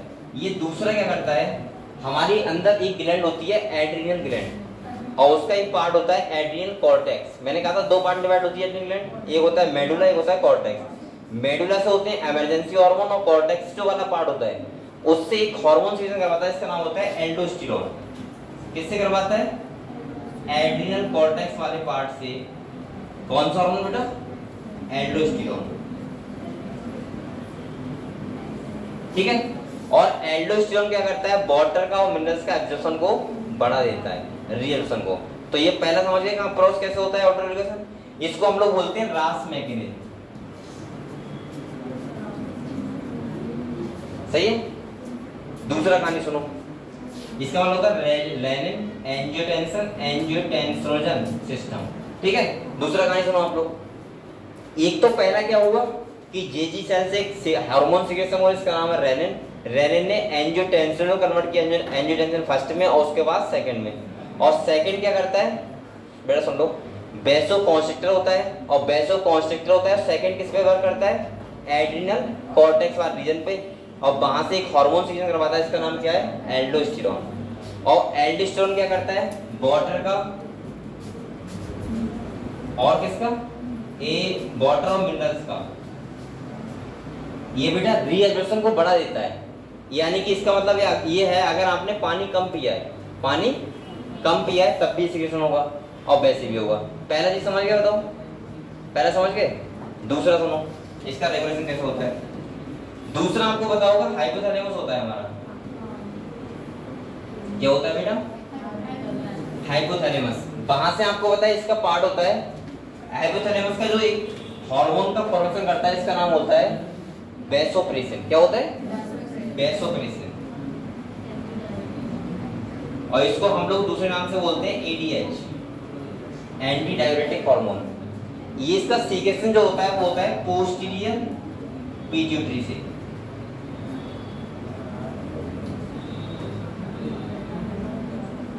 किससे होता है? पोस्टीरियर पिट्यूटरी से। और जब इसका सीक्रेशन होता है तो ये भी क्या करता है बेटा? वैसोप्रेसिन ये भी वाटर का रिएक्शन क्या करता है, बढ़ाता है। और आप लोग बताओ, अगर आपने पानी कम दिया तो कौन से पार्ट पे बढ़ाएगा? डीसीटी वाले पार्ट से। किससे बढ़ाएगा? तभी तो मैंने कहा था कि वहां पे कंडीशनल होता है। और तीसरा एक हार्मोन होता है, आप लोग कुछ पढ़ने नहीं पड़ रहा है, मुझे पता है, क्योंकि हार्मोन वाला मैकेनिज्म चल रहा है। मैं आपको थोड़ा समझा रहा हूँ, फिर से बताऊंगा, टेंशन ना लो आप लोग। तीसरा याद तो करना ही पड़ेगा बेटा। और तीसरा जो होता है वो एक होता है एएनएफ, एट्रिनाइट्रेटिक फैक्टर। और इनका जो फॉर्मेशन बनते हैं, ये बनते हैं हार्ट में, हार्ट से होता है। अकेला ये होता है खाली वैसोडाइलेटर। कैसा होता है? वैसोडाइलेटर। ये तुम्हारा ऐसे इन हार्मोन से किडनी क्या होती है? रेगुलेट होती है। वैसोकॉन्स्ट्रिक्टर कौन से? दो हो गए, और वैसोडाइलेटर ये हो गया। इतनी चीजें, इतने मैकेनिज्म होते हैं, तब जाके आपकी किडनी क्या होती है? रेगुलेट। अगर आप लोग कम पानी पी रहे हो, सोचो आपके अंदर ये मैकेनिज्म चल रहा था, और ये जब एक्स्ट्रा प्रेशर पड़ेगा तो किडनी बेकार क्यों नहीं होगा? तो ये होता है पूरा खेल। अभी तो देखो हमने क्या क्या पढ़ा, पहले एक बार समझ लो आपको खाली। ये मैं इसलिए बता रहा हूँ कि बार बार नाम आएंगे। पहला रेनिन, ठीक है। दूसरा आपको कौन सा मिला? Angiotensin second. तीसरा आपको मिला एल्डोस्टेरोन, और चौथा आपको मिला वैसोप्रेसिन या एडीएच, और पांचवा आपको मिला ईएनएफ। इतने सारी चीजें होती हैं जो हमारी किडनी करती हैं रेगुलेट। क्या करती हैं? और ये सब जो वर्क करते हैं वो किस पे करते हैं? या तो वेसल्स पे करते हैं, या फिर करते हैं डीसीटी वाले पार्ट पे। तभी तो मैंने कहा था डीसीटी वाले पार्ट को बोलते हैं कंडीशनल रीएब्जॉर्प्शन। वहां पे कंडीशन डिसाइड करती है कि आपने पानी कम पिया या फिर ज्यादा पिया। तो अभी ये क्या बता रहा था वो समझ लो आप लोग खाली। बेटा आप लोग ये बता रहा था अभी ये यहाँ देखो, आप लोग बताओ, ये है तुम्हारा वुमेन्स कैप्सूल, और यहां से ऐसे करके जीएफआर आ रहा है। बेटा आप लोग बताओ, अगर यहाँ पे ये जीएफआर कम हो जाए, क्या हो जाए? ये बीपी कम हो जाए मान लो, तो जीएफआर कम हो जाएगा। और जीएफआर कम हो जाएगा तो सिंपल सा हमारे मन में एक ही क्वेश्चन आ रहा है, सर इसका डायमीटर कम कर दो किसी टाइप से, और इसका डायमीटर कम कर दोगे तो जीएफआर क्या हो जाएगा? इंक्रीज। समझ गए हम लोग? अगर आप लोग को बताओ बेटा, एक तरफ का अगर डायमीटर और कम कर दोगे तो प्रेशर बढ़ नहीं जाएगा बीच में? अरे समझ में आ रहे हैं इतना? समझ गए हम लोग? तो वैसोकॉन्स्ट्रिक्टर कौन से होते हैं? तो रेनिन, दूसरा एंजियोटेंसिन सेकंड, एंजियोटेंसिन सेकंड। ये वर्क करते हैं किसकी तरह? वैसोकॉन्स्ट्रिक्टर की तरह। कॉन्स्ट्रिक्टर मतलब होता है वेसल्स को पतला करने वाला, और जीएफआर क्या होता है? बढ़ जाता है अपने आप से। बनना तो बेटा बहुत प्रॉब्लम हो जाएगी अगर ये हार्मोन सिक्रेशन ना हो। तभी तो आप लोग बताओ, जैसे कोई आदमी ड्रिंकिंग करता है, आपने कहा ड्रिंक करके सो गए बिना पानी पिए से, और सुबह को बहुत तेज प्यास लगती है, आपको बताओ तो क्या होता है कि अब रात भर सोचो, एक्स्ट्रा हार्मोनल मैकेनिज्म वही है, किडनी ने प्रेशर लोड लिया है, और लोड लिया तो किडनी फेल होगी नहीं होगी? अगर कोई कंप्लीटली पानी पी के सोता है, इतना पीना चाहिए उसे, तो कभी ऐसा नहीं होगा। लेकिन होता क्या है कि पानी कम पीने की वजह से, अगर पानी कम पियोगे, तभी तो मैं कहता हूँ कि पानी आपको बहुत ज्यादा पीना चाहिए। और पानी जितना ज्यादा पियोगे उतने तुम्हारी किडनी पे हार्मोनल मैकेनिज्म नहीं होगा, और हार्मोनल मैकेनिज्म नहीं होगा तो किडनी फ्रेश रहेगी, एकदम रिफ्रेश रहेगी। अब सोचो आपने जैसे अभी पानी नहीं पिया है, तो बेटा आपका लगातार ये मैकेनिज्म चल रहा है, और ये ऑन होगा लगातार। हार्मोन हमारी पिट्यूटरी हार्मोन सीक्रेट कर रही होगी, जिससे रीअब्जॉर्प्शन क्या हो बढ़े, और आपका यूरिन क्या बनेगा? कम, क्योंकि आप पानी कम पी रहे हो ना, उसका मतलब ये ना कि ब्लड कम हो जाएगा, ब्लड तो उतना ही रहेगा। समझ गए आप लोग? इसीलिए हमें पानी ज्यादा पीना चाहिए। ये पूरी कहानी ये थी, समझ गए? तो वैसोकॉन्स्ट्रिक्टर मतलब समझ गए। अब एक बार बताओ बेटा, ये देखो, अगर मान लीजिए धोखे से जीएफआर बढ़ जाए, क्या हो जाए? बढ़ जाए। जैसे बीपी किसी ज्यादा हो जाए तो क्या होगा? तो मैंने कहा था आप लोगों से, एक फैक्टर होते हैं एएनएफ। कौन से होते हैं? ये होते हैं वैसोडाइलेटर। कैसे होते हैं? और वैसोडाइलेटर का मतलब होता है, ये क्या करेंगे? इसको डायलेट कर देंगे, इसका डायमीटर बढ़ा देंगे, और इसका डायमीटर बढ़ा देंगे, तो आप लोग बताओ प्रेशर कम नहीं हो जाएगा? अपने आप कम हो जाएगा। तो समझ गए आप लोग? तो अगर ये वाला इफेक्ट वाला कम करेंगे, अगर कॉन्ट्रैक्ट करेगा तो जीएफआर बढ़ जाएगा, और अगर डायरेक्ट कर देंगे तो जीएफआर कम हो जाएगा। समझ गए? ऐसे होता है हमारा जीएफआर बीपी कम होने से, ज्यादा होने से, या फिर जीएफआर बढ़ने या कम होने से ये होता है। दूसरा मैंने क्या बोला बेटा? अगर आपने पानी कम पिया ज्यादा पिया तो क्या होता है, तो ये होता है कि आपका जो ये हार्मोन है एल्डोस्टेरोन हो गया, वैसोप्रेसिन हो गया, ये एक्ट करते हैं हमारे डीसीटी वाले पार्ट पे, डिस्टल कॉन्वोल्यूटेड ट्यूब्यूल्स वाले पार्ट पे। और अगर वहां वर्क करेंगे तो आप लोग बताओ बेटा मुझे, यहाँ देखो, देख बोलो मत बेटा, बोलो मत, बैठ जाओ। आप लोग बताओ, यहाँ से जो बन रहा है ये तो इतना ही बनेगा, ध्यान सुनो, इतना ही बनेगा ये कितना बनेगा 180 लीटर पर डे। यहाँ हुआ रिएक्शन पहले और कम हुआ, यहाँ हुआ, यहाँ हुआ। अब यहाँ मैंने क्या लिखा है कंडीशनर। अब सुनो ध्यान से, यहाँ मैं ब्लड वेसल सुना दे रहा हूँ, ये लो ब्लड वेसल है, यानी कि इसमें ब्लड सर्कुलेट कर रहा है। आपने पानी अगर ज्यादा पिया है तब तो कोई दिक्कत नहीं है, उतना रिएक्शन होगा इतना होना है, और यूरिन क्या बनेगी ज्यादा। अब मान लो आपने पानी, देखो एक बात सुनो, यूरिन बनना था बेटा 1.5 लीटर, कितना बनना था पर डे, सही है। आपने पानी कम पिया, अब ऐसा तो है नहीं कि 1.5 लीटर ही बनेगा, तो इसका मतलब आपका ब्लड कम हो जाएगा। नहीं आया समझ में, ये समझ में आया। मान लो इधर देखिए 5.5 लीटर आपकी बॉडी में ब्लड है, कितना है ब्लड है, और बेटा 1.5 लीटर क्या बनना है यूरिन, ये तो मैंने कहा पर डे कितना बनता है, तो कितना हो गया ये 7 लीटर हो गया। मतलब आपके बॉडी में ओवरऑल ब्लड वेसल्स में 7 लीटर रहना चाहिए। अब मान लो आज आपने पानी नहीं पीता, तो इसका मतलब ये हुआ कि आपको कितना पानी पीना पड़ेगा 1.5 लीटर पीना ही पड़ेगा ना, तभी तो बनेगा। अब आपने पानी पिया, मान लिया एक कतई नहीं पिया, मान लो आज बिल्कुल नहीं पिया, तो क्या बताओ अगर ये बनना है 1.5 लीटर तो ये तो बनेगा ना, तो इसका मतलब ये कम नहीं हो जाएगा क्या? अरे 5.5 से कितना रह जाएगा 4। लेकिन हमारी किडनी कैसी होती है ऑटो रेगुलेट, वो पता है क्या करती है, देखो आपने पानी कम पिया तो वो क्या करती है रीएब्जॉर्प्शन यहाँ से बढ़ा देती है इस साइड में। अब बताओ अगर ये ब्लड वेसल से जाकर मिलेगा वाटर, तो क्या इसका फिट रेट कम नहीं हो जाएगा, और कम हो जाएगा, इसीलिए हमारी यूरिन क्या बनती है कम। तो अगर आप पानी कम पियोगे तो यूरिन कम बनेगी, पानी ज्यादा पियोगे तो यूरिन। अगर आपको ऐसा लग रहा है कि सर पानी कम पी रहे हैं तो कम तो बनेगी, स्वाभाविक बात है। अबे गधो, तुम्हारा पानी डायरेक्ट किडनी में नहीं जा रहा है, तुम्हारा पानी ब्लड में जा रहा है, और ब्लड में जाने के बाद नहीं मतलब है कि आप ब्लड को क्या पता कि तुमने पानी कम पिया, वो तो उतना ही फिल्टर होगा ना। लेकिन हमारी किडनी कैसे वर्क करती है ऑटो रेगुलेट, वो डीसीटी वाले पार्ट से क्या करवाती है, जैसे आप पानी नहीं पी रहे हो कोई बात नहीं, अब ऐसा नहीं कि आपका ब्लड कम हो जाएगा या आपका ब्लड गाढ़ा हो जाएगा, ऐसा नहीं होगा। होगा क्या, यहाँ से रिस्पॉन्स बढ़ जाएगा हार्मोन द्वारा, और आपका यूरिन कम बनेगा, बस बात खत्म। अब ये रोज चलेगा ऐसा प्रोसेस तो किडनी बेकार हो ही जाएगा, क्योंकि वो जब हार्मोनल मैकेनिज्म होता है तो क्या पड़ता है एक्स्ट्रा लोड पड़ता है, और एक्स्ट्रा लोड पड़ता है तो क्या होगा फेलियर ही होगा, समझ गए। इसलिए पानी चलो पी लो एक बार।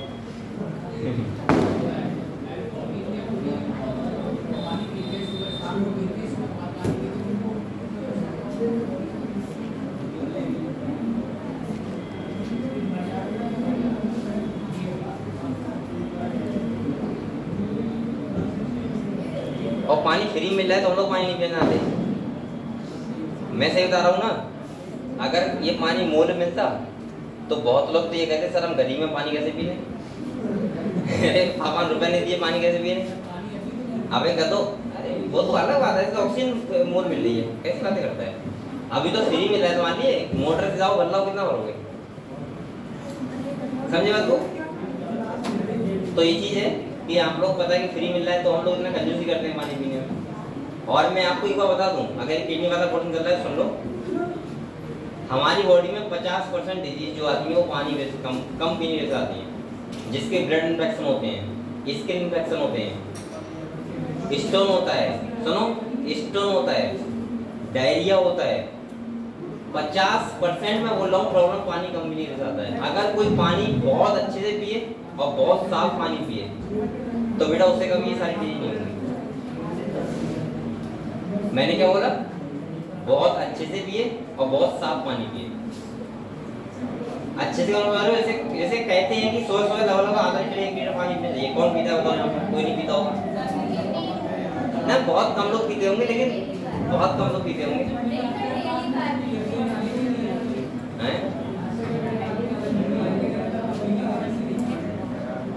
कुछ लोग तो ऐसे होते हैं ना, सुनो कुछ लोग तो ऐसे होते हैं कि सामने पानी पता है नल लगा है, लेकिन पीने कौन जाए, हफ्ता कौन जाता है। अगर किसी ने ला के दे दिया 2 गिलास में पानी पियोगे, अरे लाओ यार पानी क्यों नहीं पियेंगे। तो इतने आलसी लोग हैं दुनिया में कि अगर उनसे कहोगे, जैसे मैं तुमसे हर 10 मिनट बाद कहूँगा पानी पियोगे, कोई साफ पानी लेके आए एकदम कभी गिलास में, तुरंत उठा लोगे। और अगर कोई लेके नहीं आ रहा है तो चाहे 3 घंटे हो जाए पानी नहीं पिएंगे, है ना। और एक और बहुत बड़ा रीजन होता है। देखो एक बात और बताऊंगा, हम लोग ह्यूमंस होते हैं तो हम इतने ज्यादा भाई रोबोट तो नहीं है ना कि हमारे अंदर अलार्म लगा हुआ है कि अलार्म बोला तुरंत वो काम करना है। ये तो मुझे पता है कि हमारे अंदर भूलने की क्षमता होती है, हम हर चीज को कांस्टेंट नहीं चला सकते, लेकिन कुछ चीजें याद रखने के लिए कुछ चीजें करनी पड़ती हैं। जैसे मैंने आपसे कहा था, अगर आपके पास, मैं सबको बता रहा हूँ, अगर आपके पास हमेशा वाटर बोतल रहता है, जैसे कोचिंग है वाटर बोतल है, जहाँ पढ़ते हो वहाँ पानी होना चाहिए रखा होगा, तो कंपेयर टू नहीं है रखा होगा उससे ज्यादा आप पानी पियोगे। मतलब अगर वाटर बोतल यहाँ ना रखूँ मैं, और ना कि मुझे लगे अरे मैं किसी बच्चे का पानी नहीं पीऊंगा, तो क्या बताऊँ पूरे लेक्चर में पानी पी पाऊंगा? नहीं पीऊंगा। या तो मैं लेके आऊँ अपना पानी, और लेके आऊंगा तो भूल जाऊंगा लगातार, मुझे पता है इतना ज्यादा तो मैं भी स्टेक नहीं पानी लेके आऊंगा। अब सुनो सुनो, तो पानी स्वाभाविक में कम पीऊंगा। अब मुझे पता है कि मुझे पानी मिलना चाहिए, कहीं से मिले कैसा भी मिले, तो इसका मतलब पानी पूरा रहेगा। ऐसे ही मैंने कहा था हर बच्चे के पास ये होना चाहिए कि आपके पास एक वाटर बोतल होनी चाहिए हमेशा। हमेशा जब भी आप घर पे पढ़ो तब भी अपने पास क्या रखो, एक वाटर बोतल। अगर वाटर बोतल सामने होगी तो आप एक का ढोका पीते रहोगे हमेशा, कुछ नहीं करोगे, आप कुछ सोच ही रहे तब भी ऐसे उठा के पी लोगे, है ना। और अगर नहीं है तो पहले आप जाओ नल पे, फिर आप सोचोगे यार पानी पीने की जरूरत थोड़ा है, या तो आपको बहुत प्यास लगेगी तब आप पानी पियोगे, है ना। बिना प्यास क्या पड़ेगा, क्या पीना, क्या जाके पीना, क्या करना है, प्यास लगेगी तो पी लेंगे। लेकिन अगर आपके पास वाटर बोतल है तो आपको हर 15-20 मिनट से पी सकते हैं। तो आप लोग ये किडनी का पढ़ा रहा हूँ इसलिए आपको समझा रहा हूँ ये चीज, और बहुत ज्यादा जरूरी है, ठीक है। तो आप किताब पढ़े, आप लोग समझ गए कॉन्सेप्ट, ठीक है। और बेटा एक बात और ध्यान रखना, जो बच्चे कहते हैं नींद आती है हमें, वो उन्हीं को आती है जो पानी बहुत कम पीते हैं। अगर आपको जब भी एनर्जी कम लगा करे, आप पानी पेट भर के पी लो, आप थोड़े स्वस्थ रहोगे। और दूसरा बेटा मैं आपको बता रहा हूँ, जब आप यूरिन करने जाओगे बार बार तो आप लोग नींद थोड़ी सी एक्टिव रहोगे। अब आप क्या है, पानी बिना लिए बैठ गए बेड पे, बैठ के दोनों से थोड़ी एनर्जी कम लगी तो तुमने क्या कर लिया, ऐसे कर लिया, करते नहीं ऐसे कर पढ़ते थोड़ी देर, ऐसे करके पढ़ोगे फिर कैसे करते, सो भाई किताब यहाँ रखी होती है और हम ऐसे सो रहे हैं, तो ये तो हो गया होगा। तो स्वाभाविक बात है कि आप लोग थोड़ी सी अपनी हैबिट बदलो। ऐसे ही मैंने कहा था जो बच्चे कहते हैं कि सर पढ़ने का मन नहीं करता है, मैंने हमेशा कहा कि आपके पास चेयर होनी चाहिए जब भी पढ़ाई करो, चेयर और टेबल होनी चाहिए।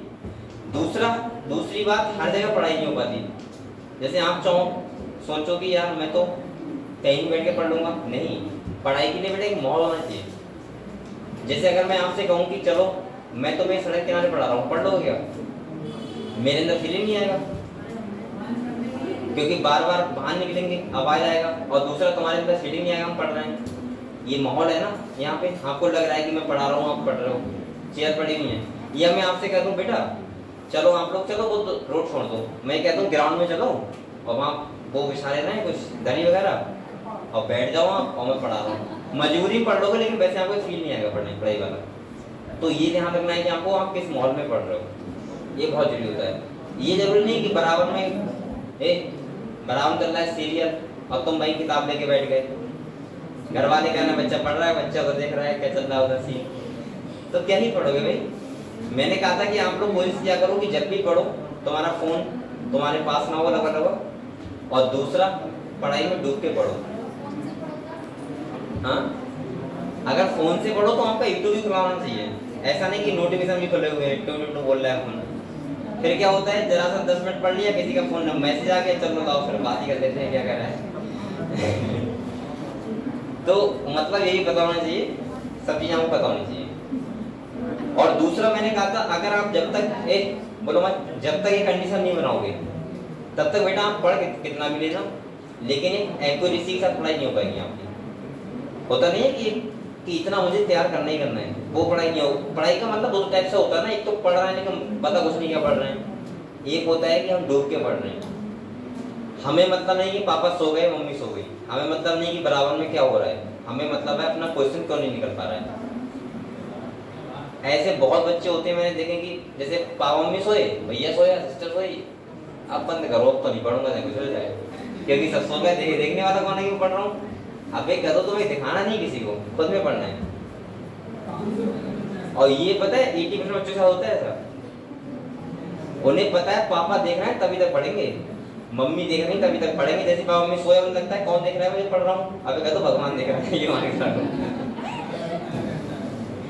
चलो भगवान तो नहीं देख रहा है, लेकिन हाँ मैं ये मान रहा हूँ कि आप लोग अपनी मेहनत के लिए पढ़ो, अपने लिए पढ़ो, खुद के लिए, ठीक है। खुद के लिए पढ़ोगे तभी कुछ हो पाएगा। चलो स्टार्ट करते हैं। टाइम हो रहा, तुम जा सकते हो क्या बताओ बेटा। आज देव सर की क्लास नहीं हो पाएगी, उनके जीजा जी एक्सपायर हो गए, जीजा जी का उनका एक्सीडेंट हो गया तो वो एक्सपायर हो गए एक्सीडेंट से 10:30 बजे का, तो वहाँ गए हुए हैं, तो इसलिए उनकी क्लास नहीं हो पाएगी, ठीक है। यदि शांति से पढ़ो, डिस्टर्ब मत करो, जैसे जाना है हो जा सकता है। चलो यहाँ पे देखो कहाँ पे हो गया, कहाँ पे थे हम लोग, ये तो पढ़ लिया, हाँ ये देखो यही पढ़ रहे थे ना, ठीक है।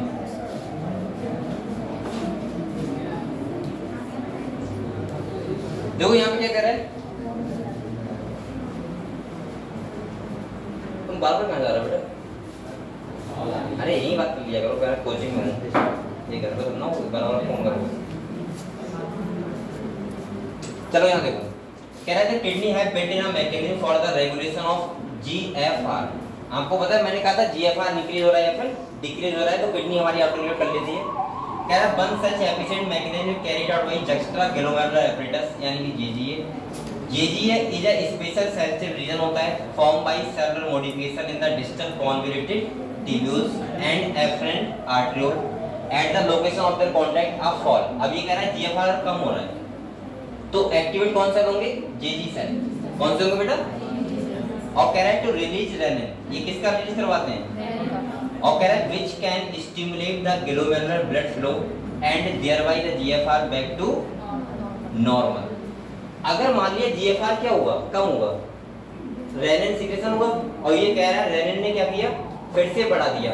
कैसे बढ़ाया वो अभी आप सुन रहे थे, वैसोकॉन्स्ट्रिक्टर का वर्क करके, यानी कि इफरेंट आर्टरियल को डायमीटर कम करके, और उसका डायमीटर का कम हो जाएगा तो इसका मतलब जीएफआर क्या हो जाएगा, बढ़ जाएगा। समझ गए बात, ठीक है।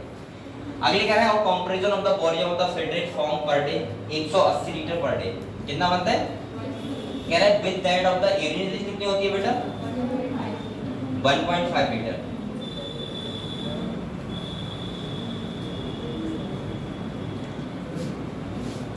और कह रहा है बेटा, एक कह रहा है डेटा सजेस्ट दैट नियरली 99% क्या होता है, has to reabsorb by the renal tubules. This process is called reabsorption. इसी प्रोसेस को हम लोग बोलते हैं रीएब्जॉर्प्शन। तो मैंने क्या बोला, अल्ट्राफिल्ट्रेशन जितना आया, कितना आया 125 ml पर मिनट, 180 लीटर पर डे, उसका 99% क्या होगा, रीएब्जॉर्प्शन होगा, और 1% क्या होना, यूरिन बना, ठीक है। चलो अगले देखो, कह रहा है tubular epithelial cell in different segment of the nephron perform the either by active और passive mechanism. For example substance like glucose, amino acid and sodium ion CTC in the filtrate are reabsorbed actively whereas the nitrogen based are absorbed by the passive transport. तो यहाँ पे कुछ चीजें अभी मैं आपको छोड़ दूंगा थोड़ी देर बाद, आप थोड़ी देर पढ़ो, ठीक है। एक्टिव और पैसिव क्या चीज रीअब्सॉर्ब हो रही है वो आपको पता होना चाहिए, ठीक है। कुछ चीजें से मान लीजिए यहाँ पे क्या लिखा हुआ है, कह रहा है glucose, amino acid, sodium ETC in the filtrate are reabsorbed actively, और अगले कह रहा है nitrogenous based are absorbed by the passive. कह रहा है reaction of water also occurs passive in the initial segment of the nephron, यानी कि स्टार्टिंग वाले सेगमेंट से। कह रहा है during urine formation the tubular cell secrete substance like hydrogen, potassium and ammonium into the filtrate. Tubular secretion is also an important step in urine formation as it help in the maintenance of ionic and acid base balance of the body fluid, ठीक है। तो यहाँ पर तक तो हमने इतना पढ़ लिया कि जीएफआर क्या होता है। इसके बाद मैं बोल सकता हूँ हमने ये पढ़ लिया कि कौन कौन सा ट्यूबुलर सीक्रेशन हो रहा है, कहाँ पे एक्टिवली पैसिव रिएक्शन क्यों हो रहा है वो मैंने बता दिया आपको, और अल्ट्राफिल्ट्रेशन कैसे होगा वो भी मैंने बता दिया, ठीक है।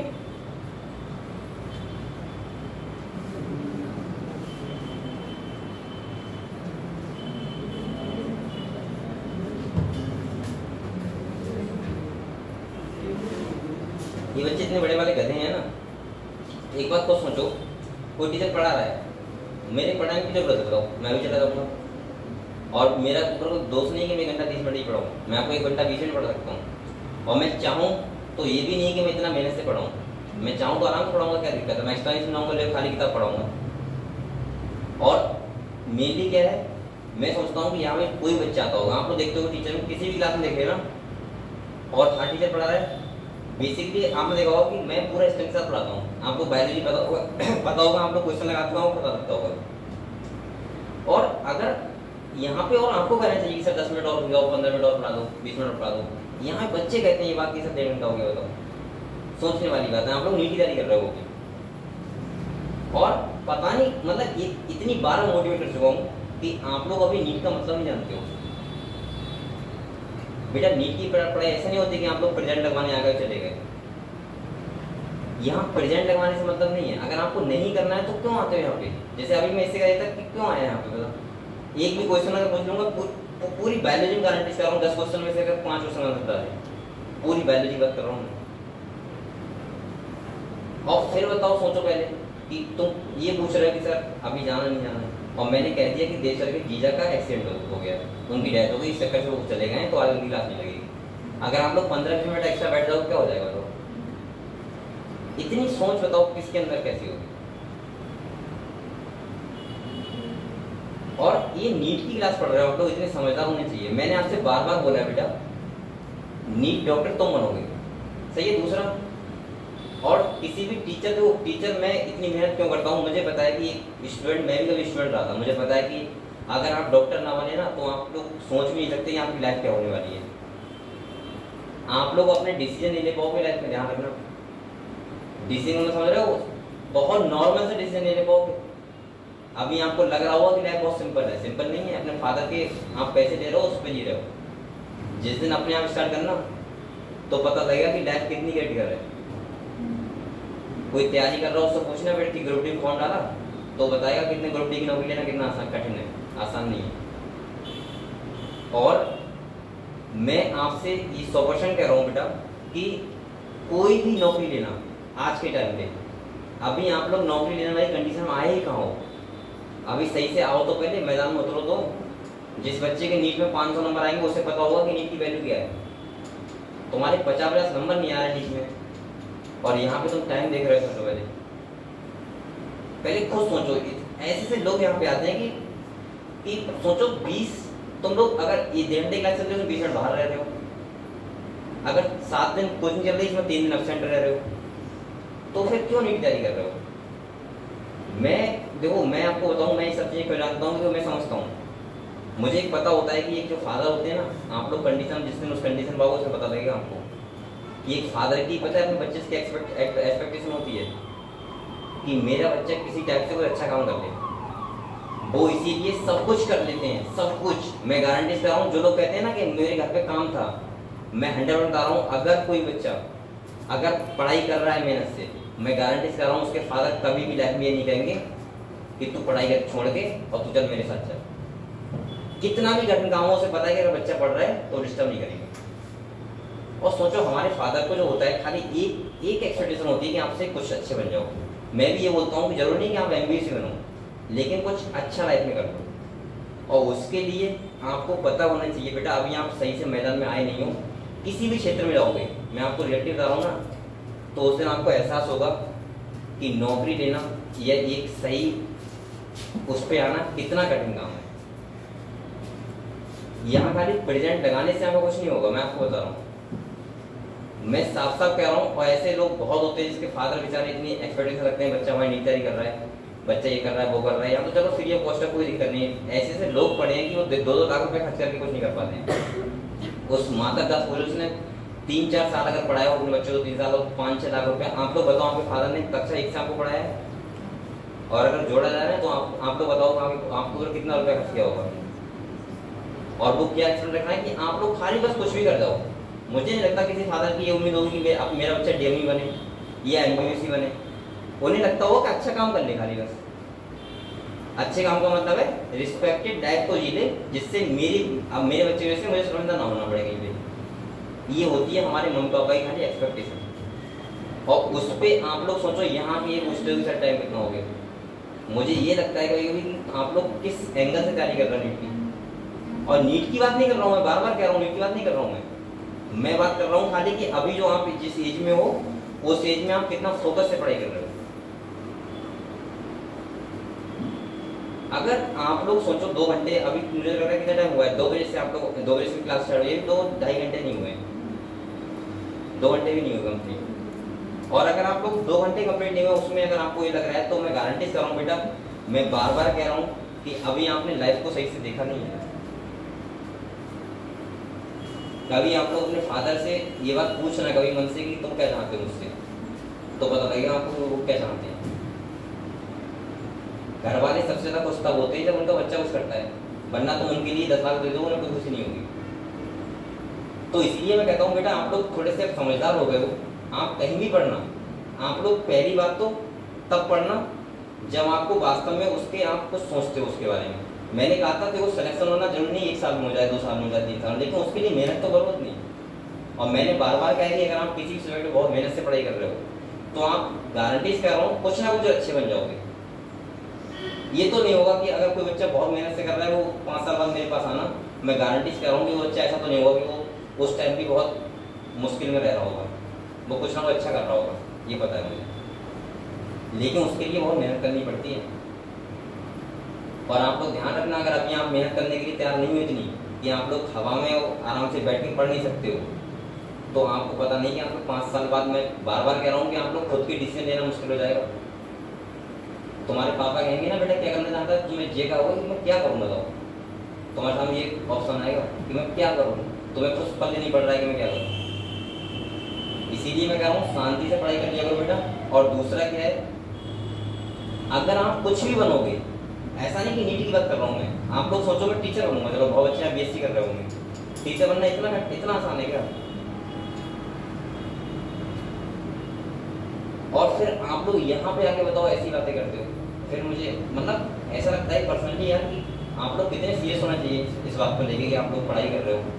और टीचर बनना इतना बहुत आसान नहीं जितना आप सोच रहे हो।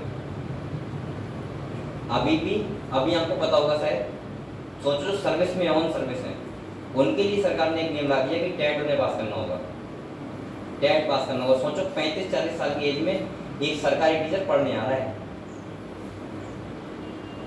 सोचो पहले तो आपको क्या लग रहा है नौकरी लेना इतना आसान है? 35-40 साल की एज में, कल हमारे यहाँ आए थे 50 साल का आदमी, 4-50 साल के 5 टीचर आए थे कि सर खाली पढ़ा दो बस टेट पास हो जाए। तो बेटा ये चीजें अपने पापा मम्मी के लिए, आपके पापा मम्मी आपके लिए सबसे ज्यादा मोटिवेटर है। आप उनको देखा करो कि वो कितना संघर्ष करते हैं अपनी लाइफ में, और खाली किस लिए कि आप डॉक्टर बनाने के लिए।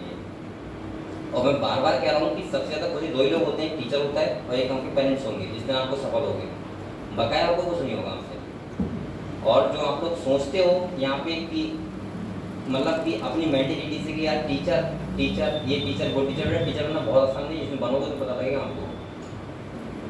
गवर्नमेंट टीचर बनना बहुत मुश्किल काम है, ध्यान रखने का। ये मैं अपनी बात नहीं कर रहा हूँ, जो तैयारी कर रहे हैं उनसे पूछना।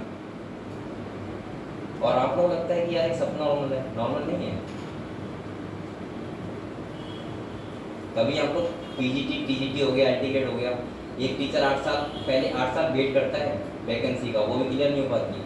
और उसमें फिर पता है कितने फॉर्म भरते हैं और कितने फॉर्म में से कितने सेलेक्ट होते हैं पता है आपको? अगर आप पीजीटी का पेपर दोगे, मुश्किल से आपको बायोलॉजी के मैं दूंगा तो बायोलॉजी पता है कितनी वैकेंसी होंगी? मुश्किल से 25-30 बस पूरे यूपी में, पूरे यूपी का कर रहा हूँ, जिला की बात नहीं कर रहा हूँ। एलटीकेट में हमें पता है कितनी है? 160 वैकेंसी है पूरे यूपी में, 160।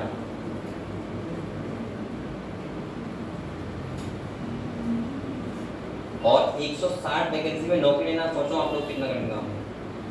तो आप लोग थोड़ा अपने अंदर सोचो कि अगर आपको अब आप लोगों को जब मैं इतना मोटिवेट कर रहा हूँ, अभी कर रहा हूँ बस, आपको ऐसा नहीं कि मैं कोई झूठी कहानी सुना रहा हूँ, मैं सच्चाई बता रहा हूँ आपको। तो सोचो कि अगर इतनी मेहनत करनी पड़ रही तो आप लोग तो अभी तक इनिशियल स्टेज पे हो, फिर आप लोग कैसे मान लेते हो कि हम ही सब कुछ हैं, या फिर हम तो और डिसाइड करेंगे कैसे ये क्या होगा वो क्या होगा, ये टाइम हो गया, ये 5 बज गए, 5 मिनट से नहीं पढ़ूंगा। अभी तो बेटा अभी बहुत कम है, मैं बार बार कहता हूँ कि अभी आपने देखा ही क्या है, अगले तो पढ़ो तो पता लगेगा। दूसरा मैं आपको बताऊं, जैसे यहाँ पे जो भी टीचर है, मैं कभी भी टीचर के लिए मैं होने पहले वाला कौन बताऊँ, मैं आपको बताऊं जो भी टीचर आपको पढ़ाते हो ऐसे नहीं हुए, पहले उनका डीएम ने इंटरव्यू लिया, और जो आप लोग यहाँ पे बैठते हो करते हो कि किसके बारे में क्या सोचते हो, तब वो सिलेक्ट हुआ है। मैं रिश्वत नहीं चली कि मैंने 2 लाख रुपए देके तुम्हें लगाऊंगा। और दूसरा मैं ये नहीं कह रहा हूँ किसी चीज़ को सम्मान दो या ना दो, तुम्हारी इच्छा है, अपना तुम्हारा पर्सनल वो है इसमें, ठीक है, वो तुम्हारा पर्सनल है। लेकिन पहले एक बार सोचा करो कि टीचर के बारे में, टीचर क्या होता है आपको समझो।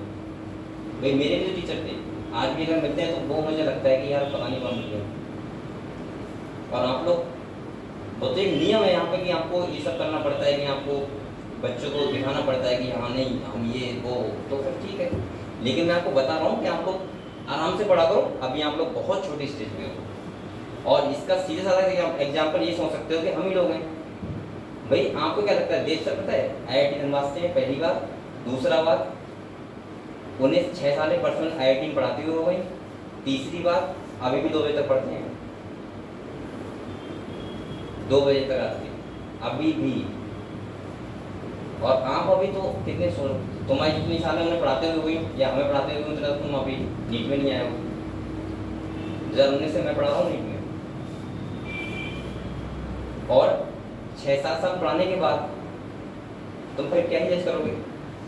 तो इसीलिए मैं कह रहा हूँ कि आप लोग बेटा अगर पढ़ रहे हो तो थोड़ा सा सीरियस हो जाओ बहुत ज़्यादा। सीरियस का मतलब है कि आप लोग अगर अच्छे समझदार स्टूडेंट हो तो आपको इतना पता होना चाहिए कि अगर कोई टीचर पढ़ा रहा है तो हम बीच में ये ना बोले कि टाइम हो गया, या फिर अभी 5 मिनट में तो नहीं लूँगा, मैं तो जा रहा हूँ घर पे। तो फिर ये तो मुझे क्या मतलब भाई चले जाओगे। मैं इसीलिए मैं एक ही बात कहता हूँ, जिसे जाना हो चले जा सकता है। भाई मेरे ऊपर क्या है, मैं कोई डॉक्टर बनोगे ऐसा ना 50% रुपये मुझे दोगे। तो इसीलिए मैं कह रहा हूँ, मैं अपने लिए नहीं कर रहा हूँ, सोचो कि सर अपने लिए समझा रहे हैं। मैं किसी भी टीचर के कह रहा हूँ लाइफ में अगर तुम्हें किसी ने भी अगर एक सेंटेंस भी पढ़ाया है ना, उसका रिस्पेक्ट करना लाइफ में। और इतना ध्यान रखना कि कुछ ना कुछ तो मुझे मिला है उसके लाइफ का, तो उसने मुझे दिया है। और दूसरा जो आप लोग ये कहते हो कि मतलब बीच में मैंने देखा है ना वो बच्चे यहाँ पे वो करते हैं, तो आपको थोड़ा सोचो बेटा। तो और यहाँ पे कोई भी सही, मैं आप सबके लिए कह रहा हूँ, सब बच्चे आप लोग बेटा मेहनत करो, मेहनत करोगे तभी लाइफ में ऊपर बढ़ोगे। और मेहनत ऐसे नहीं होती कि एक टाइम, मैंने हमेशा कहा कि बहुत बच्चे ऐसे होते हैं कि टाइम देखते हैं, मम्मी पापा जाग रहे हैं तो पढ़ाई कर रहे हैं, मम्मी पापा सो गए तुरंत सो गए। बेटा अब तुम्हें अपने लिए पढ़ना है, मम्मी पापा को सुनना पढ़ना है। आप उनसे कहते हो आज जाके मैं ले नहीं पढ़ूंगा, वो क्या करेंगे बेचारे, तुम्हारे सामने हार जाएंगे, वो कहेंगे ठीक है मत पढ़, क्या कर देंगे वो। तुम्हें अपने लिए पढ़ाई करनी है, समझ में आया। और ये बात मैं अभी आपको इसे समझा रहा हूँ कि अभी आप बहुत छोटे हो, अभी आप 4-5 साल अगर मेहनत कर लोगे तो आपको लाइफ में बहुत आगे चले जाओगे और लोगों से। और आपने अगर 4-5 साल ही बर्बाद कर लिए तो आप फिर ये सोच सकते हो कि आपका फ्यूचर में कितना बड़ा लॉस होगा, आप खुद सोच सकते हो। तो इसीलिए मैं कहता हूँ कि आप लोग अभी आपका टाइम ऐसा है कि आप लोग बहुत पढ़ाई करोगे ऐसे, और ये 3-4 साल आप कैसे हैं कि कितना आपको आगे ले जा सकते हैं ये अभी डिसाइड करेंगे, बाद में डिसाइड नहीं होगा। अभी आपका 23-24 साल से आप पढ़ लोगे वही डिसाइड करेगा, समझ रहे हो। तो आप लोग बेटा मेहनत से पढ़ा करो, ये मत सोचा करो कि यहाँ पे अभी से मैं लेक्चर बंद कर दूँ, मेरा तो क्या दिक्कत है, मैं कर दूंगा अभी कर दूंगा तो। लेकिन तुम सोच रहे हो अगर टाइम मिला है तो पढ़ ले तो क्या दिक्कत है उसमें। तो इसीलिए मैं कह रहा हूँ कि आप लोग पढ़ने की आदत डालो, ठीक है। और ऐसे काम नहीं चलेगा जैसे आप लोग सोच रहे हो कि ठीक है इतना टाइम को पढ़ना है। बेटा नीट वाला बच्चा लगभग मिनिमम पढ़ता है 17 से 18 घंटे, तब सिलेक्शन होता है, एक अच्छी रैंक लेता है तब वो। और आप लोग सोच रहे हो कि 5-6 घंटे पढ़ने से काम हो जाएगा, पेपर तो दो। और अभी आपने दिया भी होगा जिन बच्चों ने यहाँ पे, कोई बच्चा ऐसा था जिसके मतलब कैसे नंबर आएंगे सबको पता होगा, मैं क्या पूछूंगा आपको जिसने भी दिया होगा। तो सोच लो, और मैं अगर आपके 100 नंबर आए तो फिर वो नंबर नहीं होते, वो कोई भी दे देगा 100 नंबर ले आएगा बड़े आराम से, तुक्का भी लगा देगा तब भी आ जाएंगे 100 नंबर। मैंने कहा था 400 या 500 प्लस बच्चे के नंबर आए वो मान सकता है कि हाँ आप डॉक्टर बन गया। और इतने नंबर लाने के लिए आपको देखना कितना मेहनत करना होता है, समझ रहे हो। तो इसीलिए आप लोग मेहनत करो। और मैं ये क्यों बता रहा हूँ कि अभी भी टाइम है पेपर आने में, जो टीचर आपको जितना पढ़ा सके उससे उतना पढ़ो, खुद से जितना ज़्यादा पढ़ सको उतना पढ़ो, तब सिलेक्शन होगा। बहुत सारे क्वेश्चन लगाओ, बहुत सारे तरीके से पढ़ो। ऐसा नहीं कि आप लोग सोचो कि एकदम से कभी काम चल जाएगा ऐसे। बस आए प्रेजेंट लगा के चले गए। प्रेजेंट लगाने से क्या होता है भाई, आपको टैबलेट मिल जाएगा, बहुत मौका मिलेगा भी तो, वरना वो कोई बात नहीं है। मैंने कहा सिलेक्शन प्रेजेंट लगाने से नहीं होगा, सिलेक्शन आपसे पढ़ने से होगा, और वो पढ़ोगे तब होगा। ठीक है, तो आप लोग मेहनत करो अच्छे से। चलो मैंने आपको देखो ये बताया था पीसीटी टीसीटी और ये वाला सेगमेंट पढ़ाया था। तो मैंने क्या कहा था बेटा, मैंने कहा था पीसीटी वाला पार्ट होता है, वहां पे आपको बताया सिलेक्टिव रिएक्शन दोनों का होता है, सॉलिड का भी और सॉल्वेंट का भी। और देखो यहाँ से हमें पता भी लग रहा है बेटा, देखो मैंने आपको डायग्राम तो बताया था, ये तुम्हारा है नेफ्रॉन, क्या है नेफ्रॉन है, और नेफ्रॉन है तो ये वाला पार्ट कौन सा होगा, पीसीटी। और यहाँ पे मैंने कहा था मैक्सिमम होता है, कितना होता है मैक्सिमम, मतलब बोल सकते हैं वाटर का भी हो रहा है, न्यूट्रिएंट्स का भी, पोटेशियम का भी, सॉलिड सॉल्वेंट मतलब दोनों का हो रहा है। इसके बाद मैंने कहा था हम जाते हैं डिसेंडिंग में, किसमें जाते हैं डिसेंडिंग का मतलब क्या होता है, मैंने कहा था कि देखो आप लोग ऐसा रखना, अभी तो आपको याद है लेकिन भूल जाओगे बाद में। आप लोग ध्यान रखना, जब भी यहाँ पे जो ऑस्मोलरिटी होती है वो 300 होती है और नीचे आते हैं तो बढ़ती है 1200 हो जाती है। इसका मतलब आप लोग ध्यान रखना कि जब ऑस्मोलरिटी बढ़ रही है इसका मतलब यूरिन क्या हो रही होगी,